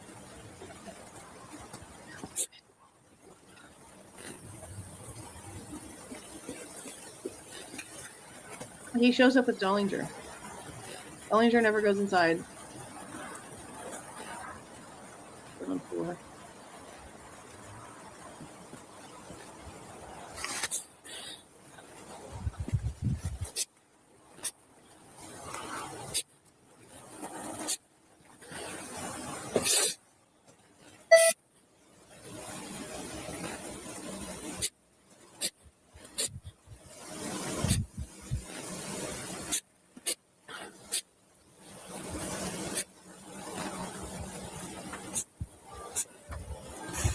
The bells. There's the 1 o'clock bells. Yeah. There's them church bells.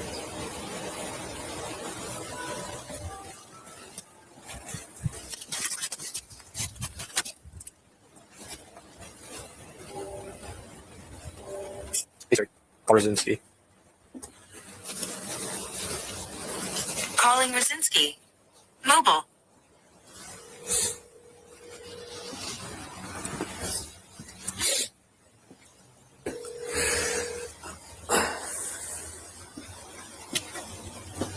Hello? Hey, we don't know. Oh, go ahead. Yeah, so we don't know much of anything yet. I just touched base with Aaron, just tried to help Captain Barrett out with figuring out who we need to contact to get these kids some resources because we got people out here in the street.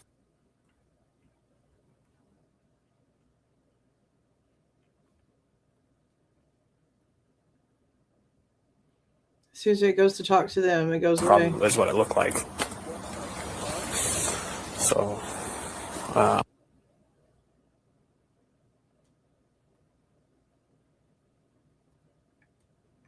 well, we got everybody out here right now. I'm on their security at the rear entrance. So, but yeah, I don't know how you can help Captain Barrett out, but I know that the university is obviously going to be notified. We can't fill them in on any details, but I know that there's going to be some students that are. It's interesting. He is saying this literally 1.5 minutes away from the vandal alert going out at 1:04. Oh, thank you. Thank you for the gift of membership, Bianca. I appreciate that. Thank you. Congratulations to the person who got that. Yeah, and I don't really know what it's all going to entail. I know they're calling people in. Crazy, these redactions.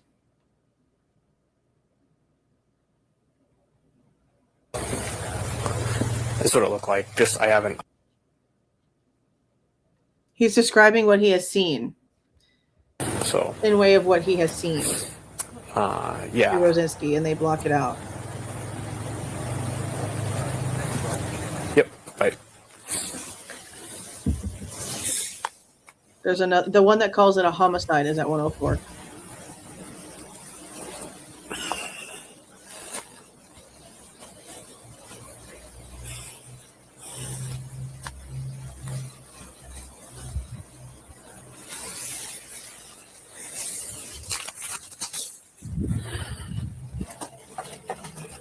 In out, in out, in out, in out.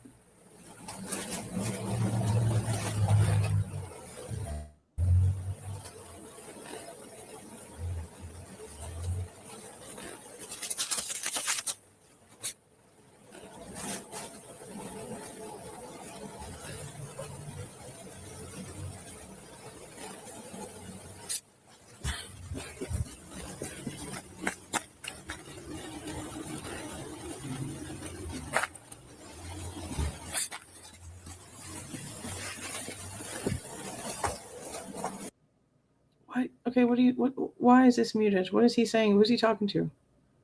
Is he talking to himself? Does he just answer the phone?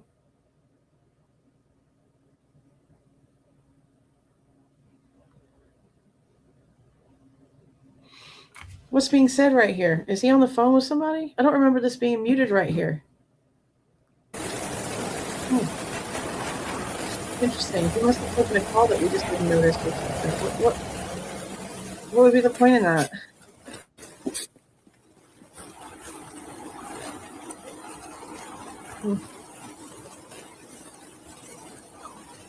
Yeah, they've already talked about the bond.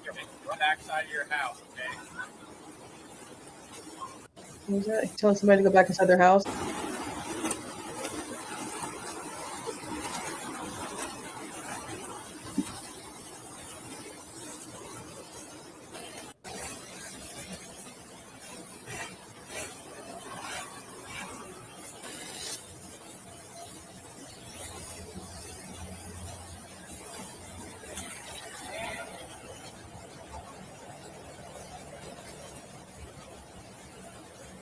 So much like back noise.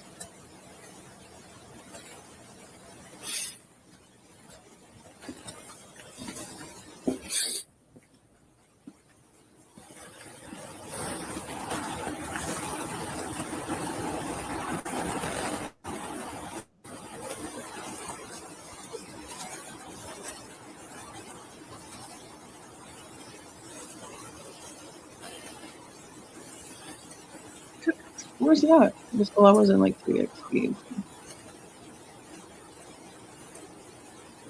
Hey guys, make sure nobody walks right through here, okay? We're on the backside of your house, okay? I hear crying. Damn, I can hear Dylan.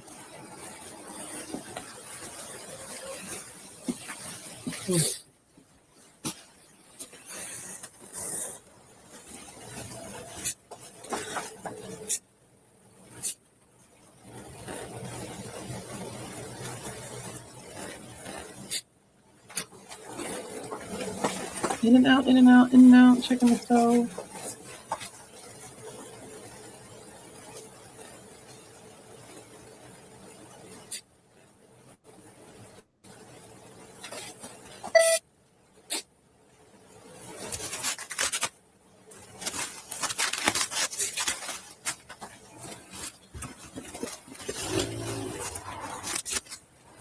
Somebody's car.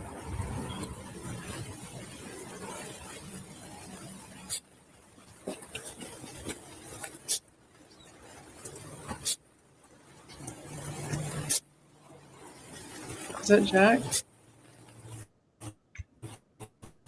Someone is standing over. I don't know. I don't remember the time that Jack got out of the back of the cop car, but there is someone over there standing next, like leaning up against Jack's car. Person's gone now, I think.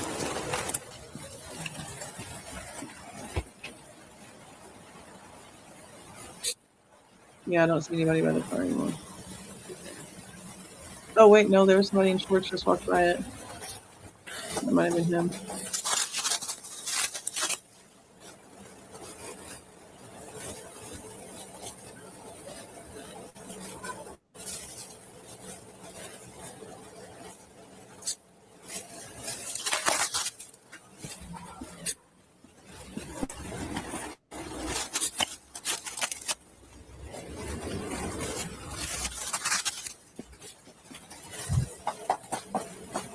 Now he's walking back to the freaking house. Why is he walking through the freaking house? What was the point in that, sir? Why are you going in and out of the house? In and out of the house, going all the way to the damn steps. My God. Oh, some more tramping around. Oh my God, why are you going upstairs? Why are you going upstairs? There. Why did you just go back up? Why did you just go up the stairs? Why did you go up the stairs? Hey, Eric.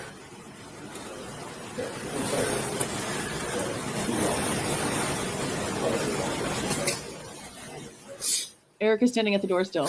As people come in, we just have them announced so that I know people are inside, because I thought I heard somebody upstairs, but there wasn't anybody up there. Okay, that makes sense. Okay, he went up there to check. Last one that come in and out. All is Okay. forgiven. Your job. Perfect. Thank you. He's doing his job, making sure there was nobody that stuck up there. Okay. I was like, what the shit? What are you going upstairs for? Okay, I can forgive him for that. That was okay. He thought somebody was upstairs. That's fine. You're good. Okay. You're doing your job. That's fine. Give me a heart attack again. You know, we've seen all this shit before too, but it's just like, damn, seeing like the back and forth, the in and out, the people like walking in and out, like there's no reason for that. Y'all have phones, y'all have dispatch radios, like y'all don't need to be talking face to face with each other like that. Y'all just need to stay where you are. Unbelievable. Unbelievable. House is definitely a maze. It's very odd. There was additions added to it. Like this is not its original structure. It's very different than the older photos. There used to be like I think there even used to be like a garage or a shed out in the front where the parking area is. There used to be a structure out there. Some other portion of the building. Yeah, it's been built onto. It was crap.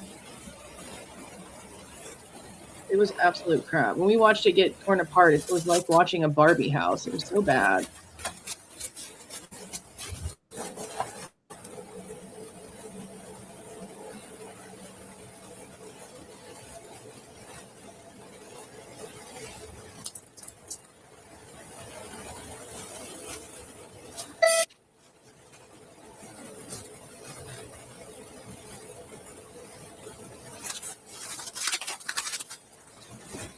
Now back outside again.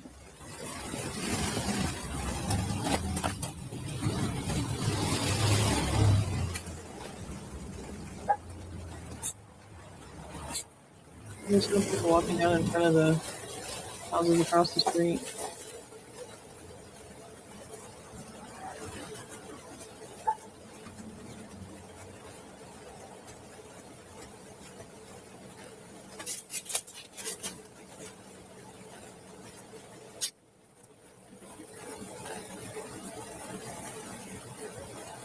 He doesn't mention all the times he made phone calls in his report, does he? And I mean, he's technically doing stuff on the job because when he was calling Rosinski, he was telling him what was going on at the scene for what they needed to do. He made another call about getting counseling services for the students that were outside. So I don't remember him saying anything in his report about that, which isn't a big deal, but you'd still like, you expect them to put out everything that they did. And that was part of it.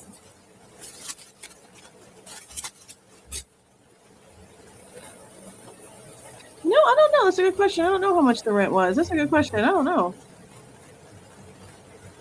That's a good question.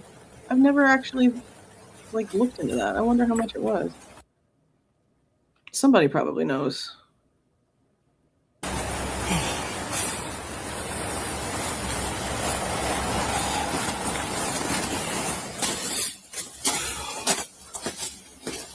Jesus, man. Keep stepping inside to warm up. But Word. Even Jeff wasn't happy with it. I'm glad he was vocal about that in the Netflix series. I did call Aaron and I heard him checking the service. Basically just said, hey, these kids are going to need some sort of counselor crisis person to talk to. Cap's already got it. Cool. Taken care of. That's taken care of. Nate, Casey and Jay are coming in to cover the street. And then that's where we're at right now. Okay. So, have you been in contact with Kathy at all? When I radioed you to the last one. So I texted her and I said, we have the scene secured. Detectives are going to be working it. And she just said, let me know when you're ready for me. So Just let y'all know what I see next. But yeah, she's all briefed. She's just on standby.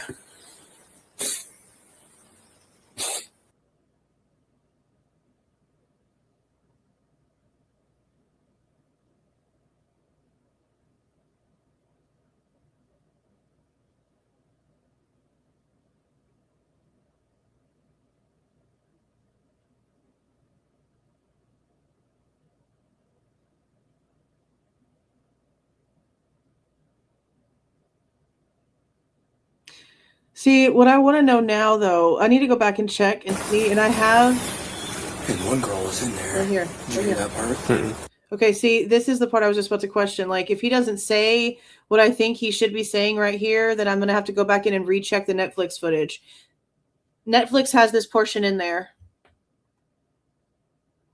They're about to, I know I hate this part, but they're about to mention the portion in the Netflix portion where they talk about Dylan here and shit. That's why I said they took Connor's footage.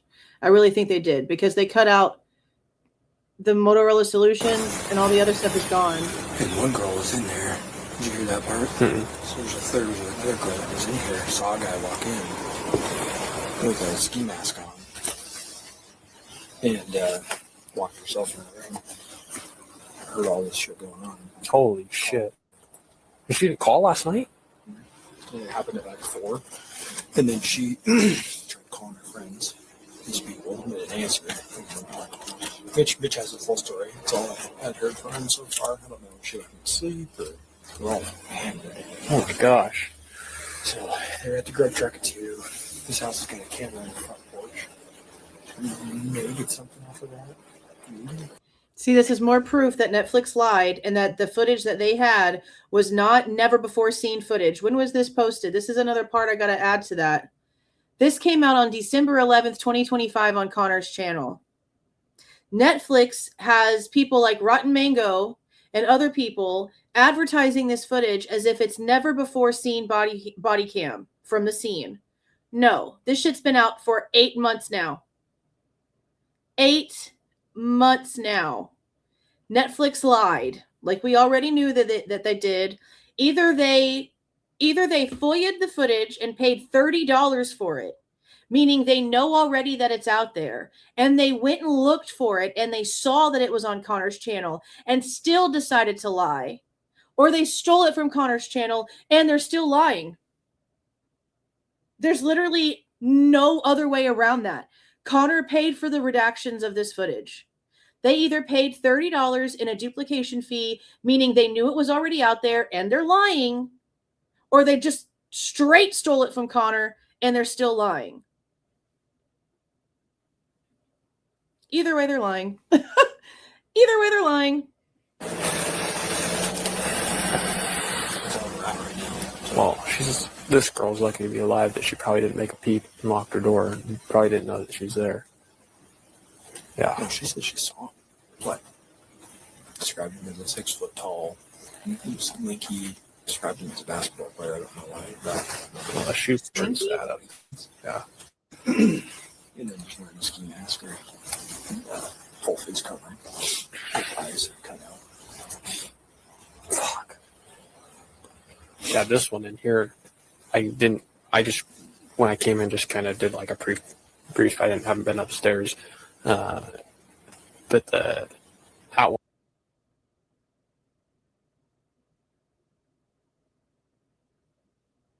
See, how come they're going to tell us a little bit of it, but then do this shit?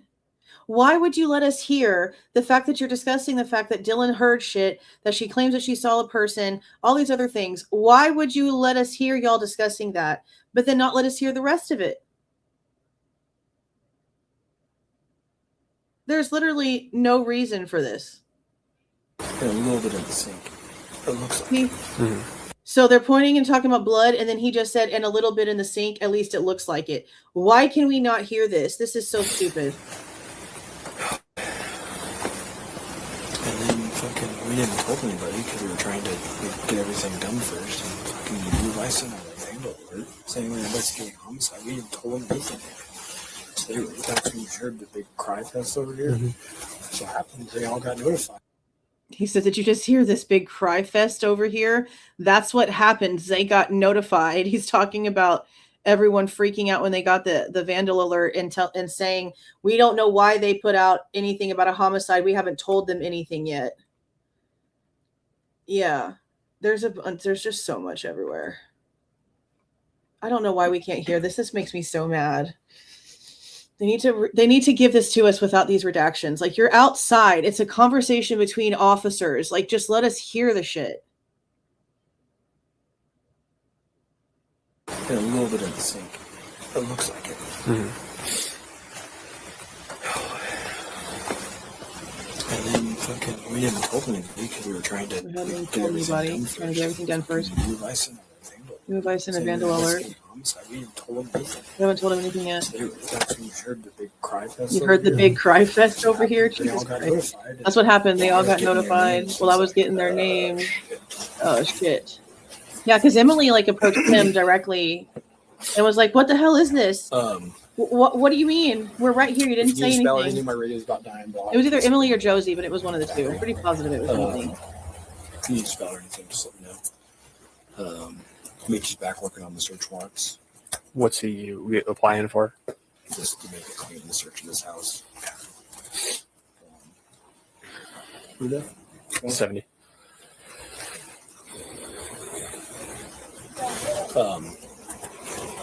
Yes.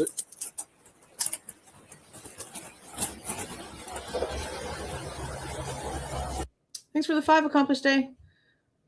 Okay, I'll go open it right now and let this play. John called in a bunch of reinforcements. Yeah.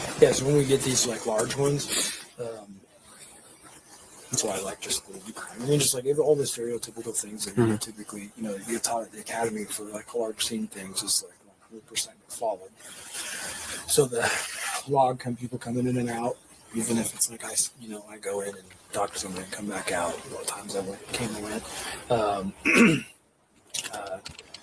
Like when we go and do a canvas hearing the other day, like we have to write down everybody's name that we talk to. Even if they have no information, just so the detectives know that the person's been talked to and what house they're at and all that kind of stuff. They're crazy long and crazy investigations. I just heard a female voice. Right there.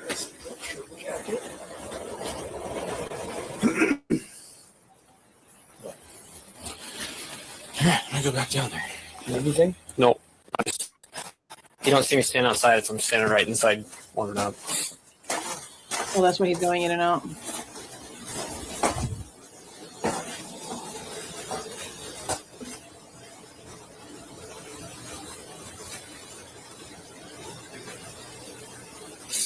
Okay, let's see. Let's get back to where he's talking.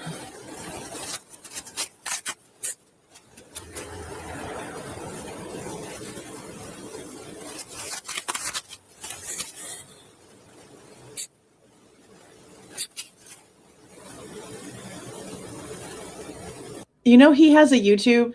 Jamie Kennedy has a YouTube. I'm subscribed to Jamie Kennedy's YouTube. He does like talk show stuff sometimes, or sometimes he'll just get like on a podcast style thing and he'll just like talk. He's a little wackadoodle, but he's fun to watch. Jamie Kennedy has he has a YouTube.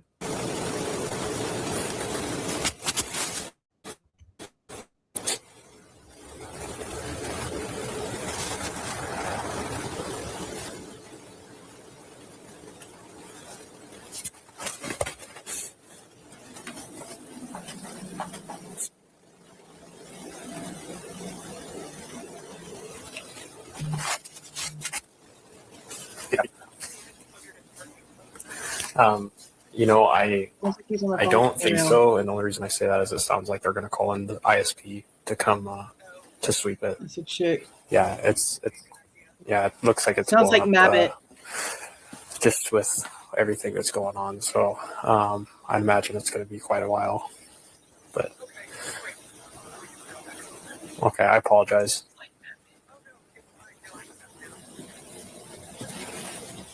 Okay, yeah, I'll be in touch, or Sergeant Lawrence sees the detective today. He'll be in touch. Maybe not, though.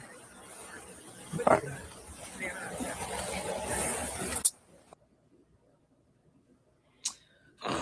They freaking redact the conversation. So stupid. How can you let us hear some of it and then do this bullshit? I don't know of one yet. I've only been on rear security of the residence right now while we wait for detectives to come in, so... Okay. Yep. Bye. Okily dokily. Okily dokily.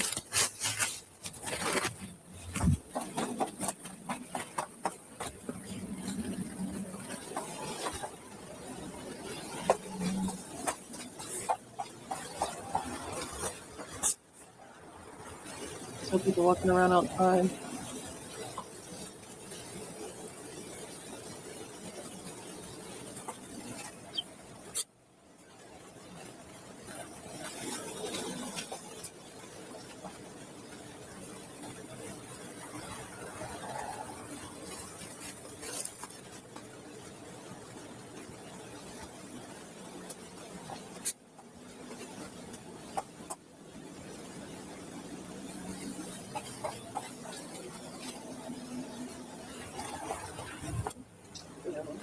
No. Like, why can't he just stay like right there? Like right there? Or like really probably not though either, because they're trying to say that that's the door that they need.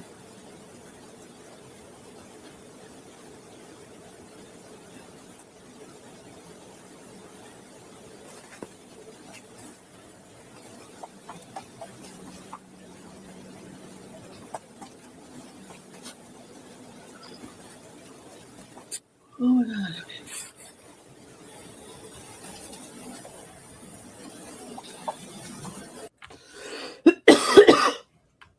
Let me see if I can get to where he maybe speaks to another person.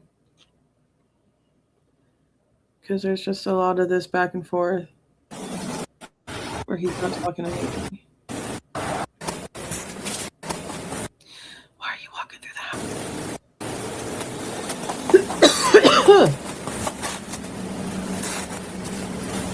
You think you're listening to me?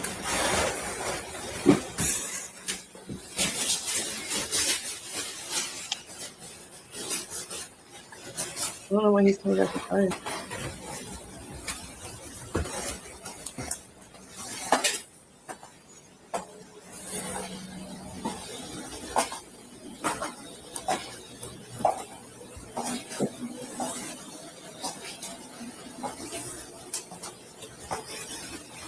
Okay, I don't know why you just did that.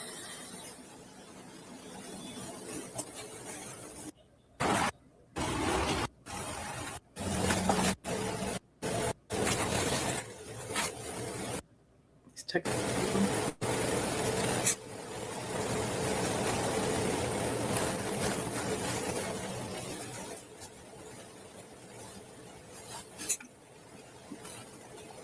Are you sending text messages?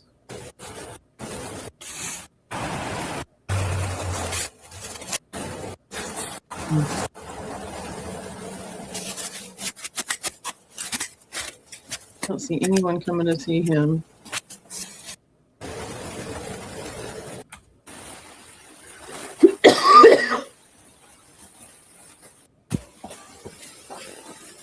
There's the bells for two.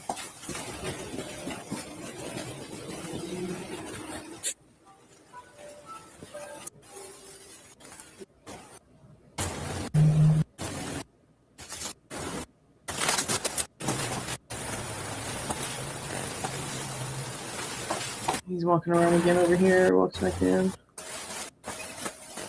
Around right here.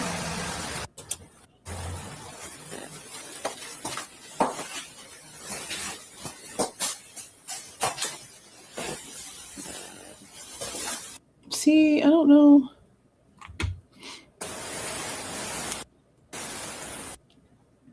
Like with the dishes in the sink, I'm trying to see exactly like what it was that Gunderson saw. I just don't remember ever seeing anything in the pictures that looked anything like anything.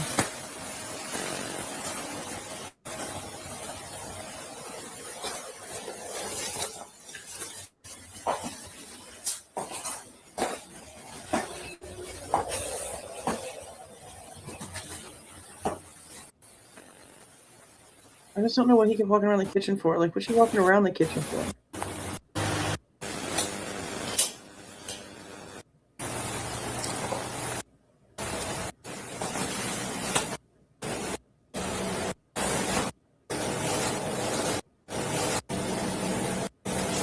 Oh gosh, yeah, just the hours of here.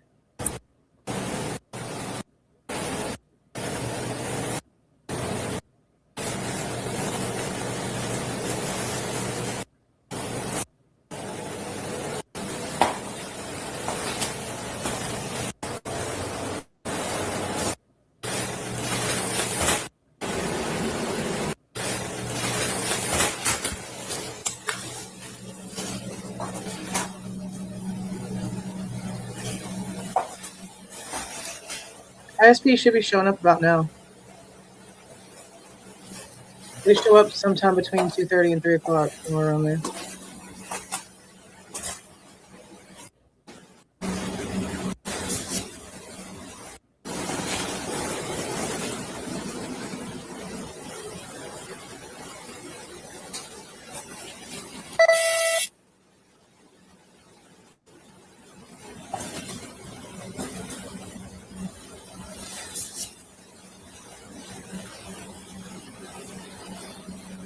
And this knife right here was like right here on the floor, right around this area by the backpack in this can.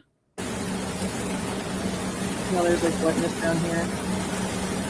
A bunch of wet down here. And over here it looks like too.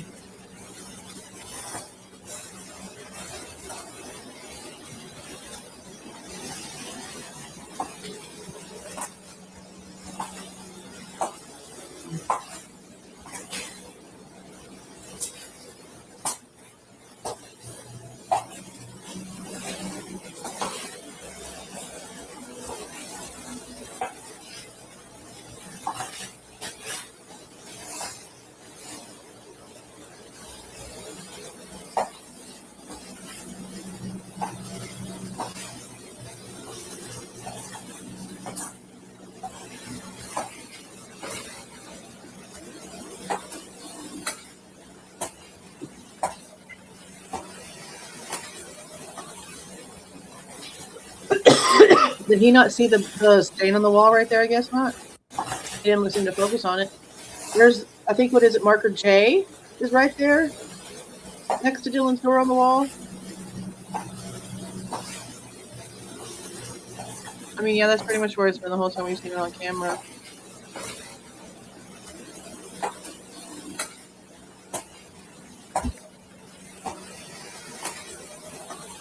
See, like, stain J is like up there. He never stopped on it. I guess he didn't notice it.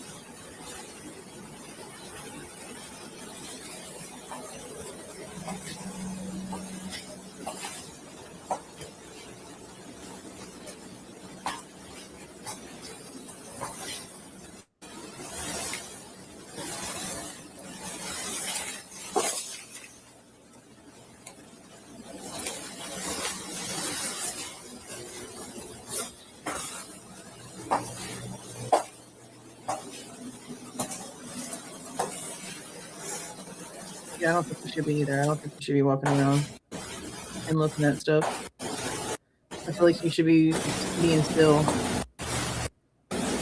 and not walking all over. I mean, he's not touching anything, which is okay, but he's still just like all over the place.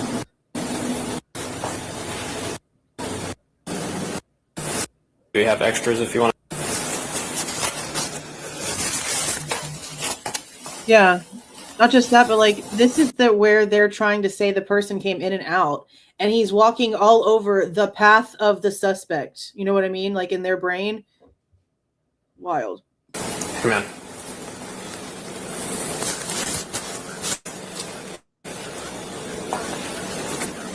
No, I'm doing fine. I'm just standing at the back door.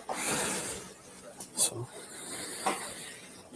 appreciate it. I think the only thing is my battery for my camera's at about 24%. So I've been rolling this whole time, so I'm sure at some point it's going to die. I don't know if you have extras if you want to get them on the charger or have some prep to bring out to the guys in the field. Cool. Cool. Appreciate it. Thanks, man.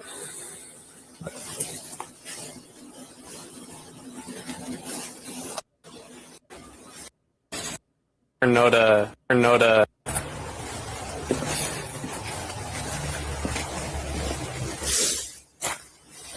That's Anderson, I think.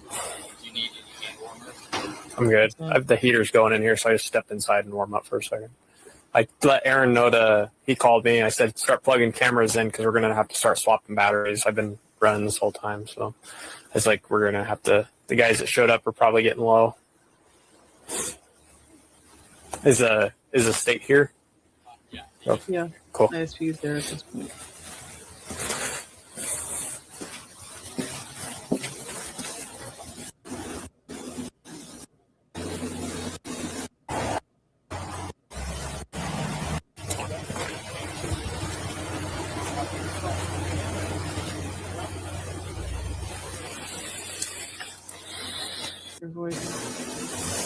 The other detectives are walking towards the house.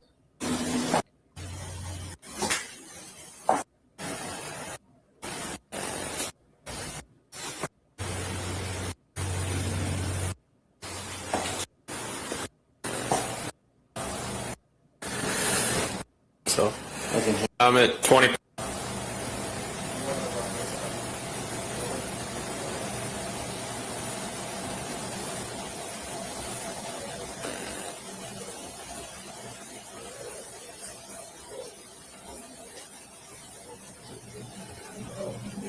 Where's it at? I just heard it. I just tried to talk to my owner. It didn't go back there. There it goes. Copy.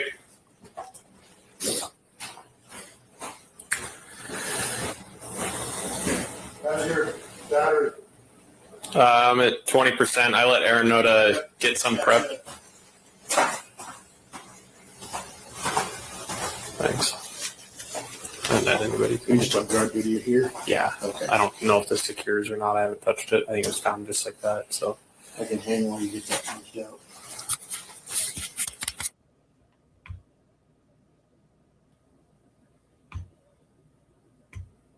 So now he's put on a fresh battery.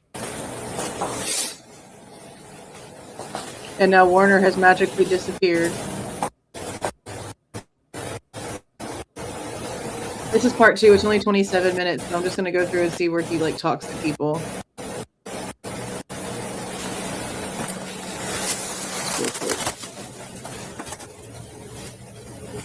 Is he taking pictures right here? What's he doing?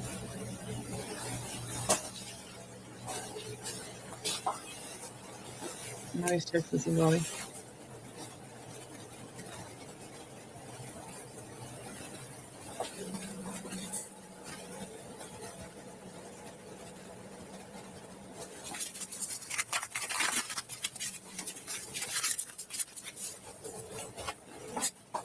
Oh, he was working for the host.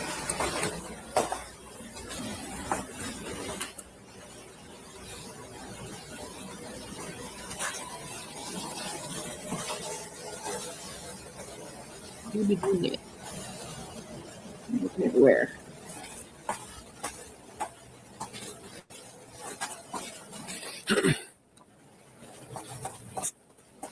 Man, like you just goes over there. Stay still. Damn. Are we marching? Like, why do we keep going back and forth? There's somebody at that front door, bro. Like, what are you doing? You not trust that the guy at the door can do his job?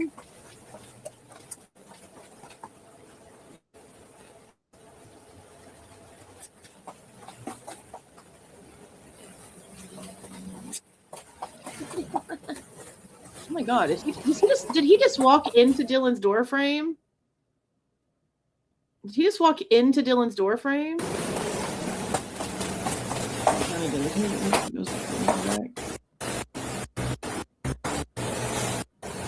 we go. I know damn well I just watched him do that.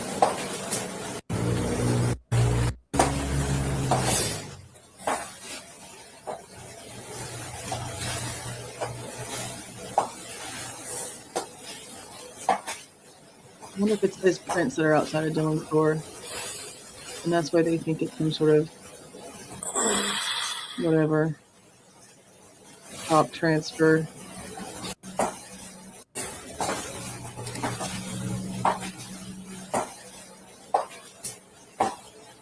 Oh, thank you for the 10 gifted memberships, Conspirling. Thank you. Congratulations to those who became new members. Now there is a paper on the floor. I wonder if it's a paper towel. It's all on the floor right there. I guess it's a paper towel, maybe. I can't remember. It looks like those half sheet paper towels.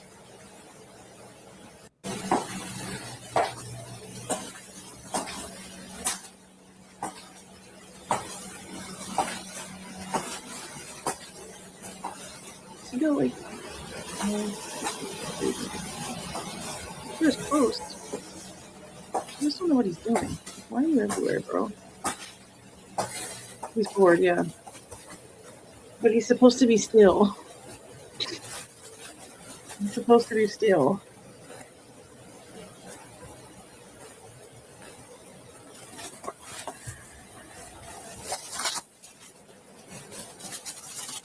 Yeah, that's my thing. Is like they're getting the story that this is like where the guy left the house, and they're walking all over the suspect path of travel. Just back and forth over it. Now,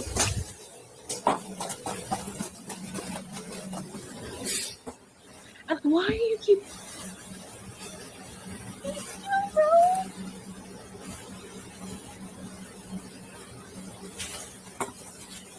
Like there's somebody at the freaking door.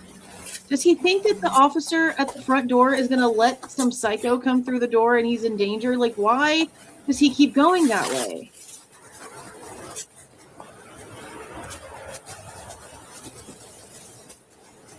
Oh, very fine.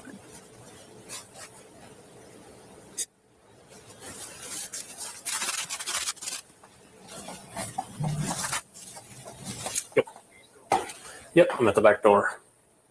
Are you? Or are you in the middle of the whole house?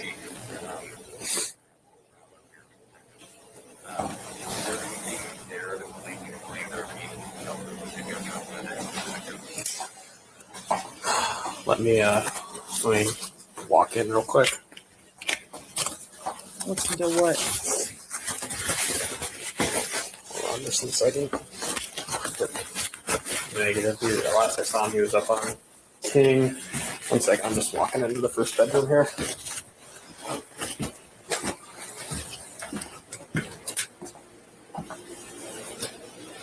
Why is he going into Xana's room? Why is he going into Xana's room? I don't remember him going back into Xana's room.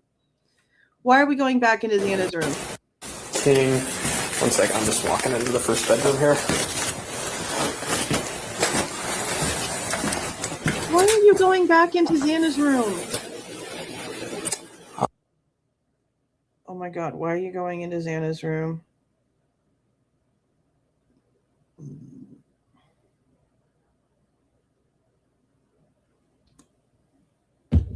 Why are you back in Xana's room? He can't be taking pictures. He's on a phone. Well, you know, he can. Let me go upstairs real quick. Who is he on the phone with that's making him walk into both of the freaking crime scenes? Now he's going upstairs? I'm glad I decided to freaking turn this one on. I forgot all about this shit. What are you doing?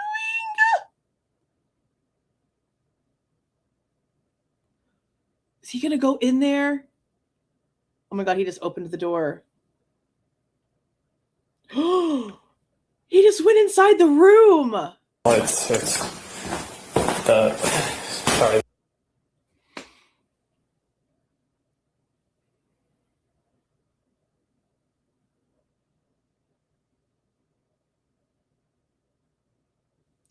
And there's Lanier. There's Lanier. I think I'm going to have to. So you can tell Chief that. All right. Good. Yeah. So you can tell the chief that. I wonder if it's Barrett, because Barrett was relaying information over to Chief Fry. I'm doing all right. Okay.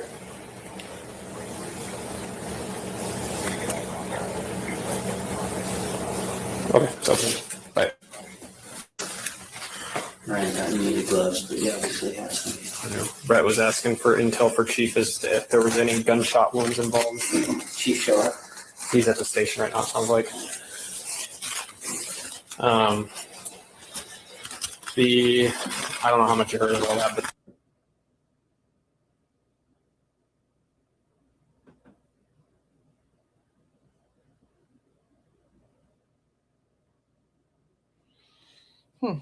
Interesting.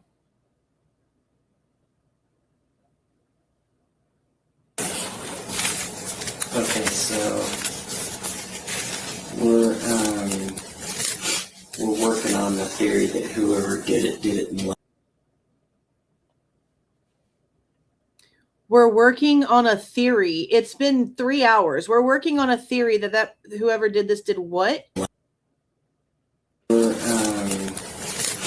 We're working on the theory that whoever did it in. Whoever did it in less than what? We're working on the theory that whoever did it in. Did it in what? We're working on the theory that whoever did it in. Did it and left? Yeah. Did it and left is what they're saying. Working on the theory that whoever did it in. That's because they're believing Dylan's story at this point. So that's their theory. Did it and left. That's what it sounds like.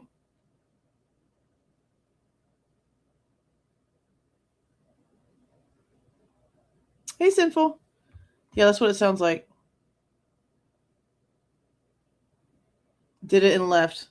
I don't know why they didn't just give us. It's like they look like they just. So you think they were first? Well, if you wanna walk with me, I guess. He said it sounds like they were first. Then how do you already know that? The Mabbitt's not even there. So you think they were first? Well. Oh, so there's something about the way that Xana and Ethan looks that's different than Maddie and Kaylee, because they're saying something about looks. It's like they look like they just. So you think they were first? Well, if you wanna walk with me, I guess we can walk through.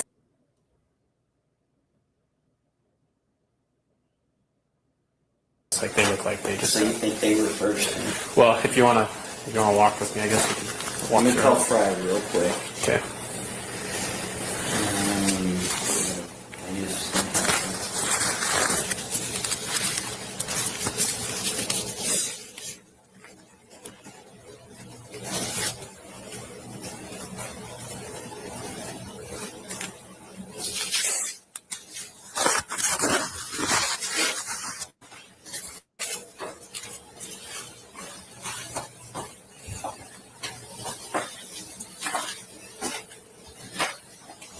He has no body cam on. He's just walking around the whole place.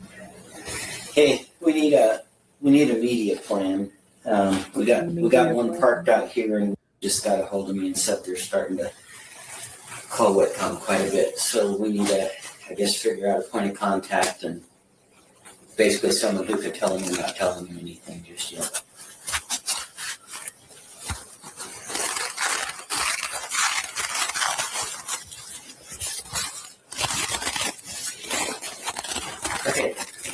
Okay, well, I'm out here at the scene, and I'll stay here until at least the one comes through and we get them going.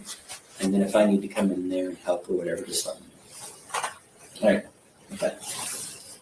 Okay. All right. What were you going to show me now?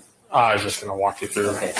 So, from what it sounds like, there was a fifth female present in this room when the guy showed up. She saw him come in from the back. He was wearing a black ski mask. That's the gal that's at the station. See, okay, so they instantly have it all kinds of jacked up saying Dylan saw the guy walk in, and that is the opposite of what she's been saying to everyone the whole time. From what it sounds like, there was a fifth female present in this room when the guy showed up. She saw him come.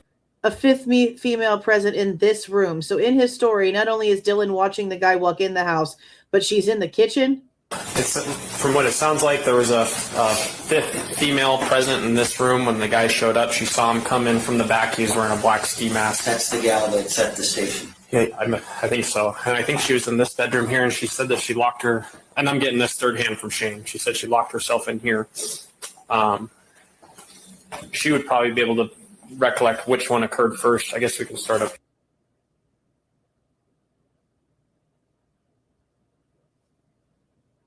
So weird. Now, why are y'all walking up there now?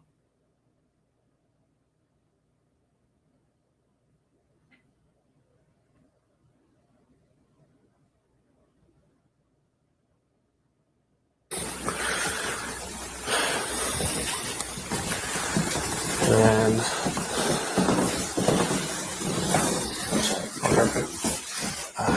So is this her room?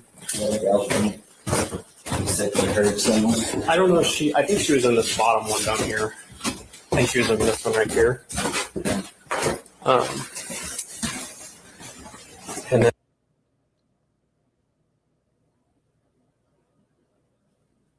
Come on. Why does Lanier need to be walked around the house?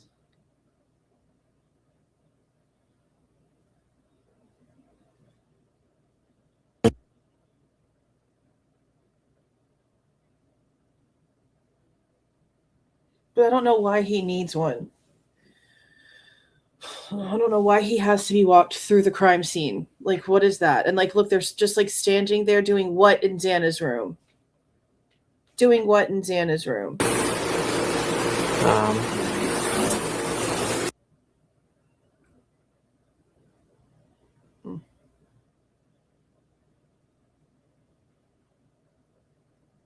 I wish we could hear them discussing the knife or like anything.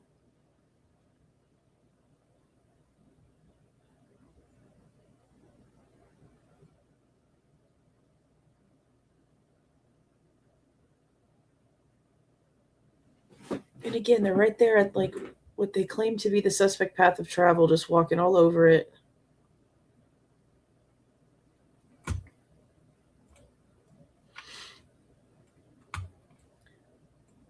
Thanks for the $9.99 wit. For some dumb crook news, heard on the radio today, a guy in Virginia was arrested for stealing $17,000 worth of Little Debbie snack cakes. He was the delivery driver and started forging signatures of stores he was supposed to be stocking. So he got paid from there, then was found at the flea market. He was selling them at the flea market. What the shit?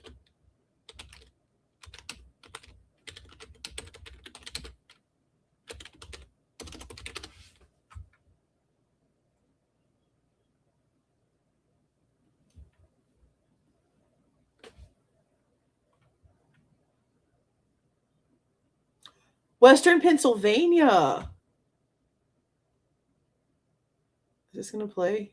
Or is it going to give me trouble? Investigators tell me that James Powell had been operating this fraudulent business for about a year, but it wasn't until this week he was arrested after the independent contractor he works for reported him to authorities in Jefferson County, Ohio. How are you stealing a whole truck ton, basically, worth of Little Debbie's a whole year? Oh my God. It was back in May when sheriffs in Jefferson County, Ohio were contacted by Stored Snacks, an independent distributor for Little Debbie snacks, whose operations were based in the county.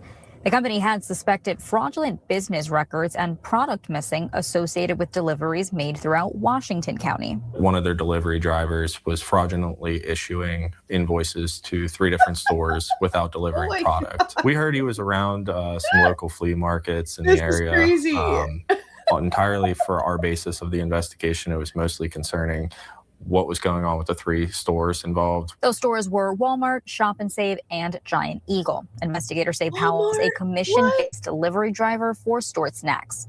According to a criminal complaint, Powell would forge employee signatures on delivery invoices to falsely verify receipt of merchandise, allowing those invoices to be processed by an outside manufacturer billing system. As soon as he issues that invoice and it gets billed through the McKee Foods central billing system and it goes to the stores, that's how he gets paid out. So with no sales, no pay. But since those are being signed for, Walmart's getting like a bill. Is he going to have to pay all of that money back to those big corporate stores and probably go to getting jail? sales, he was getting pay. Detective Stallings also tells Pittsburgh's Action News 4 that the retailers' new invoices were off pretty early on in the investigation. They knew right off the bat that something wasn't adding up because when they got billed for the invoice, they don't pay it out without scanning the product first. But it went on for so a they didn't year? have the product to scan, so they disputed the invoices with McKee Foods. In turn, Stored Snacks had to reimburse those affected retailers and manufacturer losses for deliveries that never occurred. That totaled out to be a little more than $17,000. Powell is facing multiple charges, including forgery and theft by deception. He's set to be extradited back to Washington County by tomorrow. Now, I did reach out to Stored Snacks for... Again, how are you going to sit there and say, oh, it was pretty obvious right away something was wrong, but y'all let him do this shit for 12 months? What? For a comment, but did not hear back. Covering Washington County. Probably because they're freaking embarrassed. Thanks for that wit. That was funny. We needed that. That was ridiculous. He must be related to what's his face's character on Zombieland, Woody Harrelson's character on Zombieland. You know, he's like obsessed with Twinkies. They'd probably get along okay. A whole year. Again, how are they going to say, oh, it was noticeable right off the bat? Then why'd y'all let him do it for so long? Why'd y'all let it get to this point? That's crazy. Oh my God, that is so freaking crazy. Okay. This only has a few minutes left. Let's see if it says anything that we can actually hear. That's about the only thing that I could maybe think of. Okay. All right. How you doing? You need anything? I'm okay. I might go take a bathroom break soon. Okay. I will find someone to come close and give you a break. Yeah. So now they're waiting for somebody to come relieve him so he can go out. This is almost going to be done. That's wild. Freaking little Debbie's.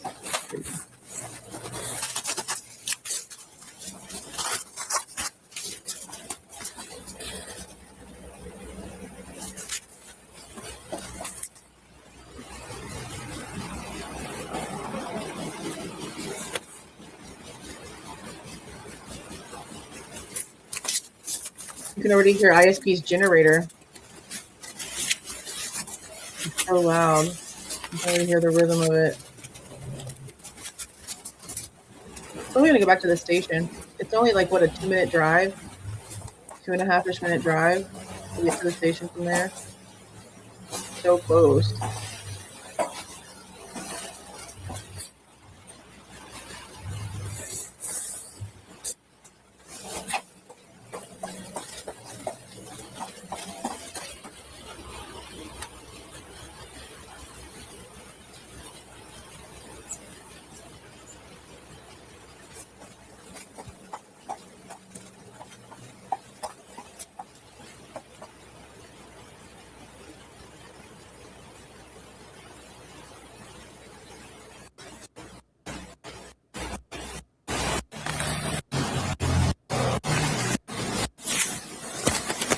Just trying.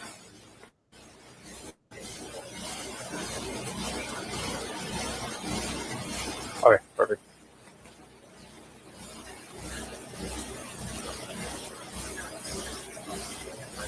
Okay, perfect. Sounds good. Yep.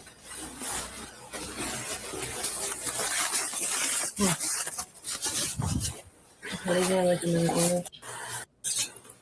Well, so I'm just gonna put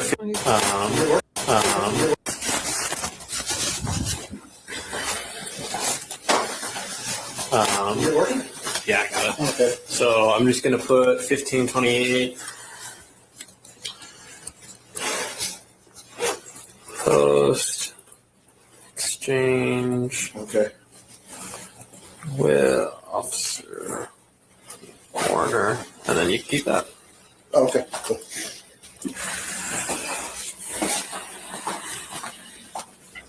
But again, why are we walking through the house? Why can't y'all walk around the house?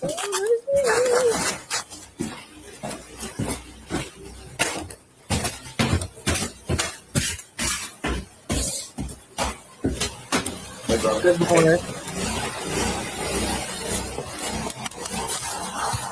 Somebody's taking my car, I imagine. Yeah. Whew. But yeah, I'm glad we watched the whole thing. I forget some of the stuff that they say in that. But again, it's just more proof with the footage that we have seen. Again, this footage came out in December of 2025. So again, Netflix either paid a duplication fee and knew that they were not the original redactors of the footage and lied about it being unseen footage because they would have gone to check it, or they never FOIA'd anything whatsoever and they took it straight from YouTube and they're still lying. There's no way around it. There is no way around them not being liars. And they cannot say that they don't know. How would they have known? How would they have known? I don't know. Probably the same way that you know that you're telling a bullshit story. You've got a bunch of researchers. You're going to sit there and try to tell me that none of them went and pulled the damn documents, that none of them went and pulled Dylan's phone records, that none of them went and checked social media. Y'all got social media comments all over that damn thing. Y'all came to social media. Y'all could have found the truth to things. Y'all definitely saw the body cam footage because it's obvious. You're lying. You're lying. It's so ridiculous. It makes me so mad. But okay, you guys, thank you for coming in for Moscow Monday and going over technically the second report, but really the first report, because the original report is the narrative that was written by Gunderson, and it's just titled The Narrative. So it's technically 0, and this one is technically 1. Now, not all of the reports are going to have accompanying body cam. The body cam is going to stop, not like anytime soon, because there's like several people on scene and there's like so much of it that goes with the reports, but not all of them are going to have body cam to go with. But this, along with Why do I have hiccups? I've been sitting here drinking water. This, along with the lobby footage of Xana of Jasmine and Jeff showing up to Moscow PD and Dollinger letting them in, and then Stacy and Jim being there, and you see Maisie and Hunter get up and follow them up the stairs. All of that's been out. I'm pretty sure either Truth or Transparency or Connor ended up getting lobby footage first. I think it was actually Truth and Transparency that got the lobby footage first. I could be wrong, but it was definitely out on YouTube for forever. So even with that footage, they can't say that it's never before seen footage. All of the interviews they showed where there were pieces of Emily's interviews, that stuff, no, they're lying. And that's what pisses me off. They're lying. Why do you have to lie? Y'all make a bazillion ass dollars. If you wanted to use Connor's footage, why didn't you just reach out to him? If you paid the duplication fees, why are you lying about it being never before seen? That's not fair. It's so stupid. It's so dumb. Yeah, I listened to some of that today. Tomorrow morning, we're going to go over, I think, Bianca's. We're going to do a short live debunking and basically just like calling Stephanie Sue from Rotten Mango out for her bullshit, because it's ridiculous that we're out here fighting our asses off to be as accurate and factual as she pretends to be in all her other videos, just for her to come out here and completely dismantle everything that we've busted our asses for, to sell her soul for a sponsorship. No, it needs to be a standalone live situation. So we're going to do that probably tomorrow too. We will probably go live 3 times tomorrow again, because tomorrow is Tuesday. So interview, talk shit, and then something else. The end of the night will all depend on if something new gets released, and if not, then we're going to go to interviews that we need to review here. Yeah, interviews. So if nothing brand new comes out in way of the PCR filing or whatever else, we'll do an interview. We do need to take time this week. I think next Monday, the 9th, is when EWU goes back to some sort of hearing. If I remember correctly, the cameras are going to be off and there's only going to be sound. I think they made like some sort of stipulation for that. I can't remember off the top of my head, but I feel like that's what they just did. And I think it's because we were talking shit about Mia Batista just like making faces and looking like she hates life and just sitting there and doing nothing. But then the schedule have to go completely around her for some reason, even though she actually did nothing whatsoever. He must just let her out the room. I'm about to get off. You're okay. I'll let you in here in a second. So yeah, tomorrow's going to be fun, but I'm going to go ahead and get off of here. I'm going to go deal with them for a second, and then I'm going to see what Connor and Accomplish need to talk about, because I've already emailed them back. So we're going to have that conversation. Yeah, she's spoiled. She's used to that door getting open as soon as she makes a noise, okay?